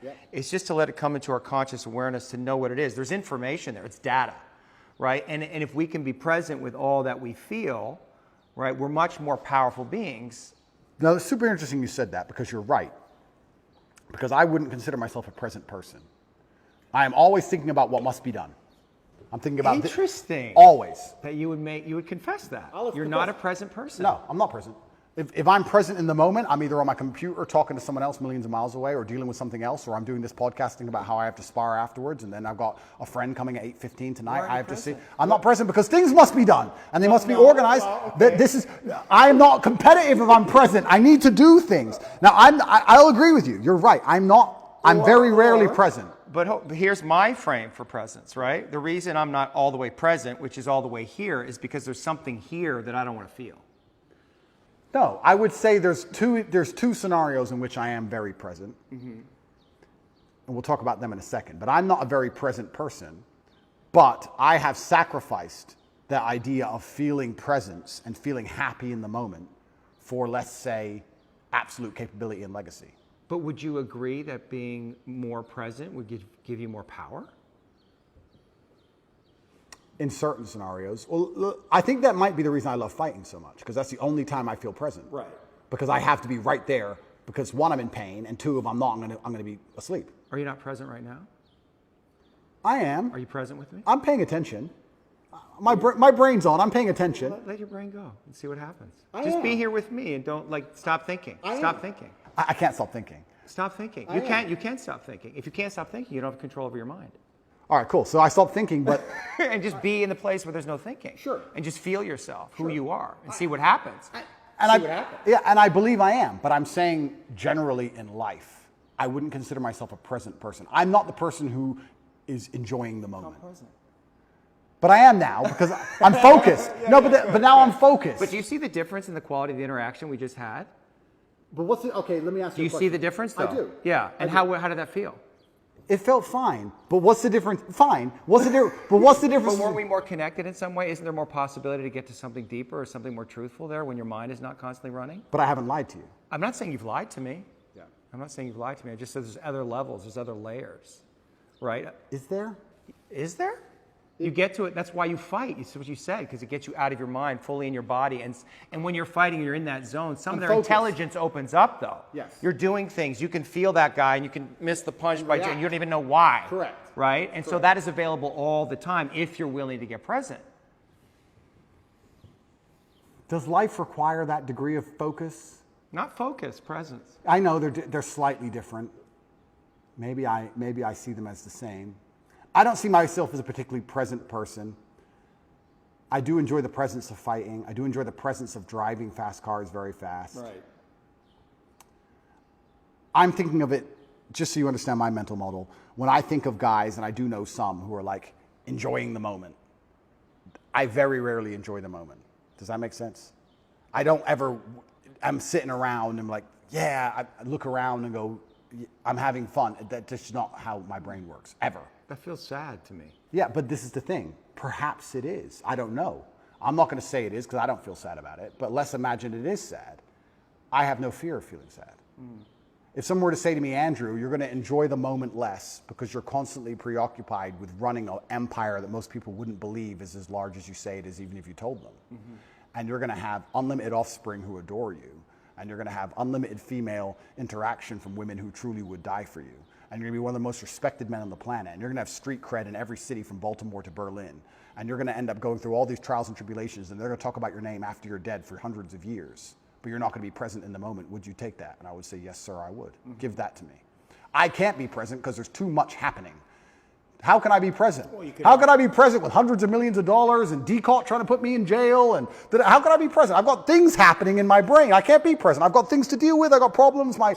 So I've sacrificed But presence. maybe you have a mental model that says I can't be all the way present and do all of those things, and maybe that model is incorrect. Well, presence is if you're truly present, then you're not worried about anything outside of the moment you're in. Not necessarily. How does that work? This I'm interested in. Yeah, I mean, because the presence, right? You can let your consciousness go out, right? And you can be aware of everything, right? I'm perspicacious is one of my favorite words. I am aware of what's happening. Yeah. I'm just not particularly interested in it. So I will sit at a table where everyone's having a conversation, and I'll sit on my laptop and I'll chime up once every hour. I hear every word. I've analyzed every word. I know who's right. I know who's wrong. I know what I could have said. I know whose brain I could have changed, what mind I could have affected. I've already considered if it's worth doing, but I'd rather do my work, and I'll ignore it all until I pop up and say 3 words and control the entire conversation and go back to my laptop. Yeah. I'm aware of everything. I'm just not particularly present because I feel like I've built a life which is so large that it's hard for me to be present in the moment. I'm present with my children for an hour or 2, and then it's like, okay, back to work. Right. So, Was your father present with you? no. But I don't think. But then this again. I'm just saying, as a psychotherapist, when somebody said that, you said that he wasn't present with you. That must have been. That didn't bother me at all. It didn't bother you? No. He had things to do. He's a full-grown man. I mean, we could talk about the haircut tweet, but I didn't understand, your history that you were raised by a single mother. Your father wasn't around. Yeah. So you'd see him once a year. About that, yeah. When we lived in America up to the age of 11, I saw him more often, once or twice a month maybe, and then. When did they split? I was 10 when they left. But I always understood he's very busy and has a lot to do. So I never. Can you see how the boy might interpret that as my father doesn't care about me? No. You can see how, I understand you sitting here right now, but you understand like a little boy I think a little boy might think, where's daddy? I want daddy. I'm here alone with mom. And he might be right because some fathers may not care. But my father did care. Right. He was just very busy. But it must have been confusing for you. No. Not for the little boy? No. Like bring I'm being honest. I'm being honest. It wasn't. Okay. I never for or you cut off, or those feelings were so painful, overwhelming, you cut off from them so quickly and then created this mindset to deal with. I never for a second felt like he didn't care about me, ever. I never felt that. It didn't cross my mind. Consciously. Consciously. But is it possible that unconsciously you might have a different belief? And that on some level, some of what you're doing in the world is motivated by that, like wanting to win the love of your father? I think that is semi-true, but I'll tell you, I think that's fine. No. Fine. That's semi-true. Judgment. That's semi-true because I believe I have a duty to my ancestors. I don't think it's coming from a place of I'm broken trying to fix myself. I think I have the last name Tate. It was bestowed upon me, and I have responsibilities to live up to the last name Tate. Yeah. I do believe I have a duty to my ancestors. So is that trying to win the love of my father? Perhaps. I never felt unloved by my father, ever. In fact, I would argue I had the best father on earth. I never felt like I was owed all of his time. It was very clear to me at a young age that he's extremely busy and extremely important, and that I can earn his time, or that I can't have as much of it as I want. You have to earn his time? Yeah, That was Yeah. a son should have to earn his father's time? Yeah, why not? Because he's a boy. True. And So the I father's love should be, at least for a boy, unconditional in some way. Love and time are not necessarily the same thing. Okay. If I told my father, I want to play chess, I want you to teach me chess, he could find 2 hours. If I said to Dad, I want to play video games or let's watch TV together, he'd say, no, son, I have things to do. Right. So to a degree, I'd earn his time. Yeah. His time was valuable and it could not be wasted. Yeah. I feel like I have a duty to my ancestors. I don't feel like, and when I'm in jail, I feel like I can't disappoint him, and I feel like I do good for the world. I don't think this is me being some kind of broken secret. This is where we're going to disagree. You're going to think I'm some broken child inside or something. Okay. Well, the inner child, I'm guessing, but. Well, yes, inner child. Okay, yeah. I don't think it's anything to do with An that. inner child? I think it's duty. I think I have duty and I have honor. Yeah, I understand you have duty as a man, but that doesn't mean the inner child is not there. And I guess that's, if the inner child has been disowned in some way, or his feelings have been relegated to the unconscious, like that's impacting you, that's affecting you. And knowing what those feelings are and how they impacted you, I think would be important information for you. But I was never sad. I can't say I had a hard childhood. I can't say I was sad. I can't say I wish he was different. Once again, and once again, let me psychoanalyze myself. Yeah. Once again, this might be rationale. I might be rationalizing. Yes. I might say, well, whatever happened made me the person I am today, and I love who I am today, so I'm glad it was the way it was. Perhaps. But once again, I think that puts me in the correct mental framework to be as capable as possible. I'm not going to sit here and say, I wish my dad did something else. What's the point? That's asinine. Both things can be true, though. I wanted to see my father more. I wish he was there, and he wasn't. And now I'm here, and I'm going to make the best of it. And this is the result of that. And I've turned myself into this beast because of it. I mean, you made the most of the situation, but that doesn't discount the place where you may have wanted more from him. You may have wanted more love, more connection, just more time. I think my father did the best he knew how to do, and second, he did exactly what was necessary to make me the person I am today. Would it be okay for you to be angry with your father? No, absolutely not. Why It's not? disrespectful. Why not? Why? Because he's my father. But I'm not saying that you would have to confront him. I mean, obviously he's not here, but it's just like That's selfish. But if it's just a feeling, right? If it's just a feeling that wants to come, It's ungratefulness. well, you're judging the feeling. Yeah, I am. Yeah. For me to sit and say to the man who made me the man I am today, Yeah. who I, once again, never felt unloved by, who tried his very best to raise me, who sacrificed for me to exist, who gave me my last name, who bestowed upon me the honors and principles and morals I live by today, Yeah. for me to be angry at him because he was busy some days would be brutally ungrateful. No, I'm not allowed. No, I'm not allowed. I'm not allowed that feeling. It's ungrateful. I refuse to accept it. I refuse to feel it. I truly believe I had the best father on earth. I truly believe it. I don't believe, even now, if I have sons, I don't talk about what children I have publicly, if I have sons or when I have sons or my sons I have, whichever one it is, they will get my time, sure. They will get my dedication, absolutely. But I have expectations of them because of their last name. And they're going to have my time while we're working towards something fantastic. I'm not going to just sit around with my kids just for hours because they just deserve it. There's no participation trophies in the Tate household. Right. And time is a trophy, and it must be earned, like everything else in life. So I'm not going to sit and have sons and go, well, he's my son, so we're just going to all day do fucking nothing. No, we're going to all day do something important. For sure. Or I'm going to go do something important. And he can sit around and do nothing by himself. For sure, but you can also imagine if you had sons and you saw them once a year, that would have an impact on them. Like, how would you feel about that if you had sons and you only saw them once a year? I think I'd miss them, of course. They'd miss me. I bet your dad missed you. Oh, completely. Absolutely. I bet he was sad there. Oh, completely. And I wonder if he had self-judgment about it. I wonder if he questioned himself. Well, I think as a man... Because would you do that? Well, as a man, you have to make a choice. And I think it used to be more binary than it is today because of the nature of money and empire and how things work. But as a man, you have to make a choice. You either go to war and come back with stories, or you sit at home all day and be a second mother, and then you're not a man. You have to find the balance between the two, right? Yeah. My father was away a lot, but he wasn't away a lot because he was doing nothing, right? So if you have a soldier as a father, okay, he's not there, but he's doing something. He's coming back with a story. And I think that was typical in a lot of households for a very long time. Maybe it's changed a little bit in modern times. But typically the man went away, did whatever he had to do, and then came back with a story or a hunt or whatever. For sure. So that's how I saw my father living his life. And that's how I want to live my life. Mm-hmm. I will do the same thing. I don't think I would be the same man if I decided to say, okay, I have a son now, so I'm just going to stay at home. Mm-hmm. And I think that I need to be a kind of man my son wants to emulate, which means I have to be a hero, and I don't think you can be a hero sitting at home. So I think that I need to, he needs time, of course he does, but he also needs an example set, and that example must be set out there in the harsh, brutal realities of the real world. So, it's time. Now the argument is quantity of time versus quality of time.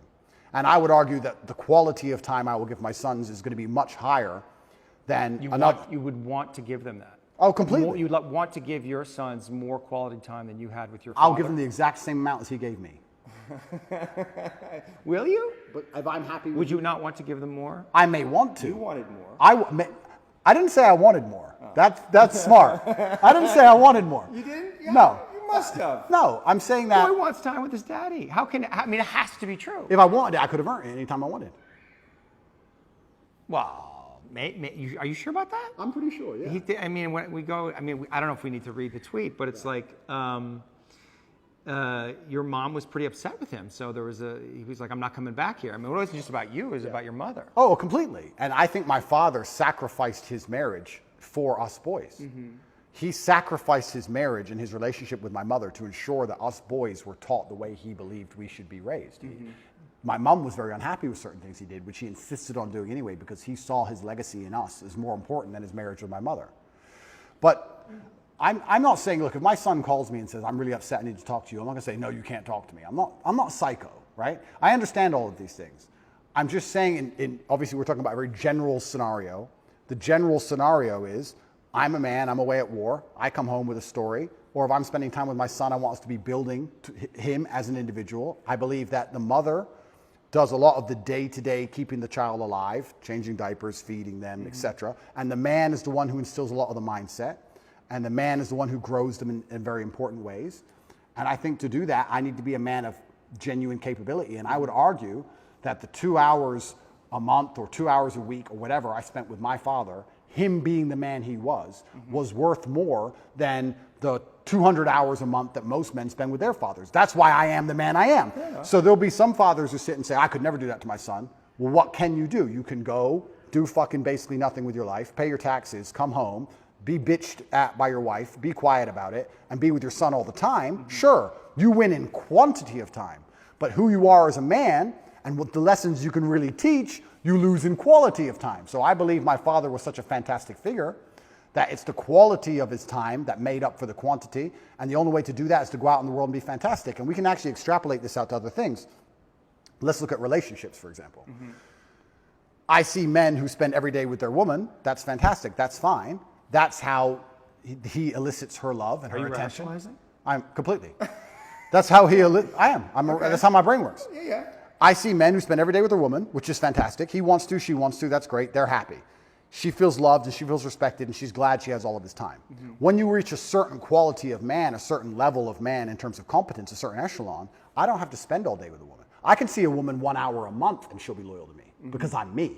Right. Because the quality of who I am and the quality of my time outweighs the quantity which can be offered by a lesser being. Yeah. So you can put this in nearly any dynamic. You can put it in a romantic relationship and also in a family dynamic. Once you reach a certain level of competence, once you're at the highest echelons of human achievement, your time is by extension more valuable and extrapolates out. An hour with the president is worth more than 100 hours with a guy at McDonald's. Yeah. It's the same. Yeah. So I think my father raised me by not being there.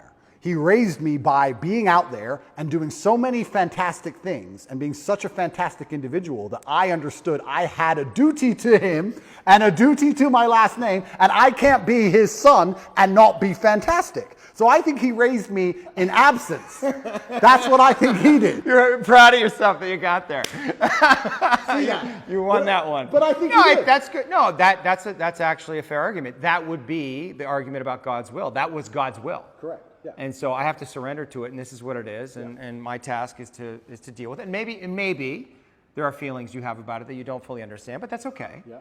You know, you're here now, and you're doing your thing, and you're living your life, and it's all good. Yeah. So let me ask you, and maybe this will be the last question. I can go forever, my friend, so you tell me. We'll see. And I am, and the reason I wanted to talk to you is because I Yeah. genuinely did want to learn about myself. Yeah, I know. And I do like discussing these things. And like I said, I'm being as vulnerable as I can be. If you feel like I'm shielding, I'm truly not trying to. Well, But when we shield, it's so habitual, it's so quick, right? Our defense is, we become identified with our defenses, so we don't even know when we're doing them. That's true, but I also feel like the framework that I've instilled, the rational mind, everything is going through this filter. This is how my brain operates. My filter is brutal rationality.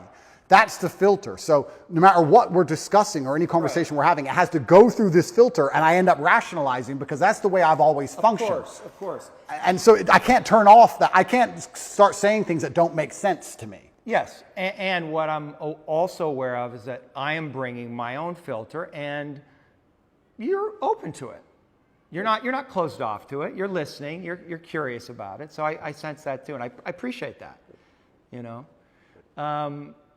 you talk about yourself as a man of capability. Correct. Man of courage. Yep. Right. Man of action. Yes. Are you a man of love? I think a lot of those things come from love. Let's analyze this. I think a lot of those things come from love. I think it's very difficult to do nearly anything important if it's not perhaps to a degree driven by love or the desire for love even. I think the reason a lot of men want to become rich is because they want to feel loved or feel important or to matter. I also feel like the reason that a lot of men do the things they do is for love either of themselves or of someone else. I think the reason men go to work is because they love their family. The reason you go to the gym is because you love yourself. I think that love is a very powerful driving force. I certainly feel love. My world is full of love. Like, I would argue I'm one of the most loved people on the planet. Like, if I check my phone, it's just love. Yeah. It's endless emails of people I don't know who love me, endless females who do know me love me, endless pictures of children saying they miss me. Like, I'm a very loved person in a very loved world. I love a lot of people. You love. I absolutely love. But because I believe in myself so strongly, I feel like the way I love them is to have a degree of authority over them. Not in a crazy psychopathic way, but in a I love you, so you should do this. Right. I love you, so act this way. I love you, so don't do that. Almost in the same way a parent loves a child. You love your child, so you don't let them eat candy all day, because you love them. Yeah. I'm like that with everyone in my life, because I see myself as the most competent person on the planet. So I'm like, I love you, I care about you. You shouldn't do this way. Right. Because you may think you know better, but you don't. You don't know better than me. I know best, and this is how it should be for anyone I care about. I guess the reason I asked the question is, can you defeat the matrix by fighting it? Or can you only defeat the matrix through love? Absolutely, that's a very astute question, and you're asking because you already know the answer. And you already know the answer. Of course, only love can win. Yeah. Only love can win. Yeah. And it's the most powerful driving force on the face of the planet. It always has been. And it's only when people are going to wake up and have a true love for themselves and love for their community and love for their children and love for these things that we're going to start to resist the evil and the Satanism and the insanity which is coming in the world today. But I believe, as a man at least, your love only has value when you're capable, which is why perhaps I'm so obsessed with capability, because I want my love to have value. We talked about how time has value when you're at a certain echelon. I would also argue that love has value at a certain echelon. If I'm in love with a girl, she can get a lot more from that love than if a Joe Schmo's in love with her, right? So my love has value because I have value. So I have to build myself, and especially as a man, if you want to feel love, then you want to give love. The more capable you become, the more valuable your love's going to be, and that's certainly how we're going to fix the world. So yeah, the answer is love, of course, but it can't just be blind, empty love. It has to be love that is backed by a brutal, harsh capability, which is born in the worst scenarios you're going to endure as a man. And the world at its baseline is a very brutal place. It can be. And I think that becoming comfortable with those scenarios and becoming capable in those scenarios is how you give your love deep, true value. But I think that, love is the answer. Right, love is the answer. But I don't want to end, That's hard for you to say. No. It's like the Fonz. No, but we have to make this clear, because most people misunderstand what love is. I understand. No, because you say love is but the not answer. coming from you. I don't think they're going to misunderstand it coming from you. And I guess this is it. Like, maybe this is it. Maybe this is what people want more from you. Yeah. Right? They want your love. They want to feel your love. I see it. Yeah. Right? Like, I can feel it coming off you, but I'm not, like, I see your sense of humor. I see how you work. So I don't feel threatened by you, right? I feel like I understand you in some way, but a lot of people can. And I think that to me is the problem in the world right now, is that people cannot feel the Father's love. I agree with you. And if they could feel that, and also the firmness, also the direction, all the things you're talking about, the discipline, but if they can't feel the Father's love, I mean, that's God's love coming through. And the Father is the embodiment of God on earth. If they can't feel that love, then we're going to have a lot of fucking problems. But that's super interesting, because they've hijacked the word love now, and they've confused the word love with tolerance and a complete lack of boundaries. And they're saying, if you're a loving person, you accept all this garbage. No, I disagree with that. You just said a very important thing. You said father's love. A father's love comes with tests and trials and tribulations. What does a dad even traditionally do for his son? Take him out there, push him in the pool, let him struggle a bit, get him out. Put him on the bike, let him fall over, help him get up. You have to go through the bad things to be rewarded and the bad things to learn. That's how a father typically loves. And a father also loves by saying no. No, you cannot do that. So you nailed it by how society needs a father's love. Completely true. And society has actually hijacked the word love and tried to convince you that you don't need the father's love. Perhaps you need this unconditional love, which is more like a mother's love, if you want to gender it, perhaps. Yeah. So it's unconditional. You can act without honor, you can act without courage, you can act without discipline, and you'll be loved anyway just because you exist. I don't believe that for myself. I believe if I remove all my morality, I will not just be loved by default, not by my family, not by God, not by society. I don't believe that. And the people who do believe that, who think I should be loved just for existing, regardless of how I act and what I think, those are some of the most evil people on the planet. I truly believe. And they're also some of the most unsuccessful and unspectacular. And they're the people who are out here genuinely trying to change society in a direction which has never been tested, which I believe is going to lead down to the depths of hell, truly. I think it's evil. So yeah, I agree with you. Father's love is important, but love in and of itself has boundaries. Love is strict. Love is hard. Yes. Love is a hard emotion. Fierce. Love is fierce. Love is not an emotion of, oh, do whatever you want. It's the opposite. Love is, no, you have to do this. I believe love is a very hard, very strong emotion. And if I think of how, let's say I have two women, one I love, one I don't love, and I enjoy both of their company, I'm harder on the one I love. I expect more from her in terms of how she acts. I expect more from her in terms of how she speaks to me. I expect more from her in how she presents herself to the world. The more I love her, the more I expect of her, the more parameters I want to put on her in regards to how she should behave, because I love her. Love is a hard emotion. So yeah, love wins, but not in the way that people think love. They've hijacked the word love and convinced people that love means, oh, I tolerate everything. Right. That's not love. I agree, and it goes back to this, what we were talking about with presence. I wonder, and I'm just having this thought now, that if we come all the way into presence, if we allow ourselves to be all the way here and feel everything that's here, that is actually the thing that we would feel, love. Like God, which is, you could say God is love. And maybe, that's the scariest thing. That's the edge. Because if we're fully surrendered to that, like we're in that flow state, that is the disillusion of the ego, a letting go of all the things that we have, and we have to be in that place. And so maybe that to me is like, you know, if you want to defeat the Matrix, right? Like if you want to become Neo, I think that's what it is. Interesting. And what I will do, and I will take away from this conversation, is I definitely have moments of presence. I mean, I'm human. I do have like a couple minutes where I sit and just look around and go, you know, life's not all that bad, of course. But I will perhaps try and dedicate a little bit more time. Maybe I can I'll see if I can allocate 3 minutes instead of 2 towards presence and see how that makes me feel overall. It's interesting that you said when you're present, you feel love. I actually completely agree with that. I can't think of a time I've been present and felt anything other than gratefulness. Just to look around and go, you know what? Yeah. Everything's fine. Yeah. In fact, even in jail that happened. Even in jail, I had moments of presence, and I looked around and go, this is not nearly as bad as like the media is saying it is, and the women on the phone are crying, and everyone's panicking. You know what? I'm not in a trench. I'm probably not going to get blown up. If a fire started, could I get through that steel door? If anyone could, it's me. I'm not on a submarine in World War II. There's no depth charges. Yeah. I'm not in a car crash. Yeah. It's fine. Cup of tea. It's fine. I did have those moments, right? So when you come to a moment, when you come to a moment of presence, even in a terrible scenario, it often ends up love. Yeah. You're right. And I certainly have felt them, and I certainly could do it. My rationale would be, my argument would be, does that make me more powerful? You're arguing it does, and maybe perhaps I need to try it. Whereas I would typically, up until this conversation, I would say, I don't have time for that. I have things to do. Right. So that's where it all comes down to. And then it comes down to, like I said earlier, am I here as a human to enjoy my experience as a human and enjoy being in this vessel and have as much fun as possible and be as present as possible? Or am I here to make the biggest impact I can possibly make and build a legacy? And of course, probably like most things in life, the answer is somewhere in between the two. It's probably some balance. Yeah. Perhaps I'm slightly out of balance, and that's why I am living the life I am. But I'm not unhappy with it. And if I was unhappy with it, it wouldn't change anything.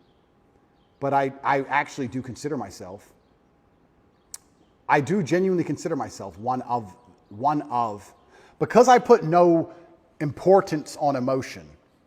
And when I say that, I try and make people understand that when I say no importance, it doesn't affect how I act, so I don't see the point in talking about it. or I don't see the point in even acknowledging it because it doesn't affect what I'm going to do for the day. So who cares, right? It doesn't matter if it's sunny or raining. If you're going to go to work, you're going to go to work. So why talk about the weather?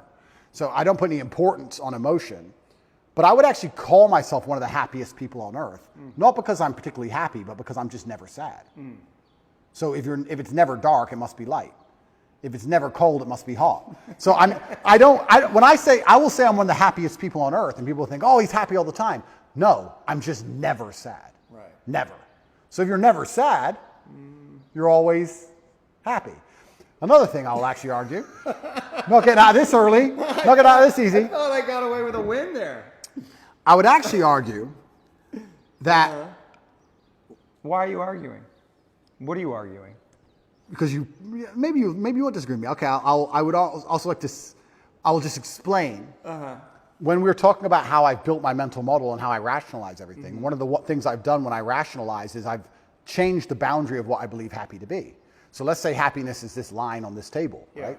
Most people, this is the full spectrum of human emotion. This is absolute distraught because your parents just died. And this is extremely happy and giddish and you're laughing and jumping around like a child for whatever reason. Most people would probably put happy somewhere up here near the top. Yeah. Whereas I've just changed that bar and I've just said, unless I'm truly distraught, unless I'm actually at the point where I can barely speak, let's move happiness down to here. Unless I'm truly distraught and something really bad's happened to me, I've already passed the threshold and I'm just a different level of happy. Yeah. Now, the more I talk to you, the more I realize that a lot of what I've done are just simply semantic tricks. Yeah. They're language tricks. Yeah. I've changed language tricks. If I'm not absolutely distraught, I am some version of happy. Therefore, I'm the happiest man on earth because I'm always some level of happy. Yeah. It's semantic tricks, but if it works, I mean, it could be a cheap language trick, but if the cheap language trick works, then it's more than a cheap language trick. Yeah. So I've also changed what I believe happy to be. I think that there's probably 5 or 6 times in your adult life you're going to be unhappy, and the rest of the time you're just a different level of happy. Maybe less happy, more happy, but you're all at some point of happy. If you can speak, you're happy enough, because when you're truly upset, you can't even talk. That's what I believe. Is that enough? Is that all I have to say?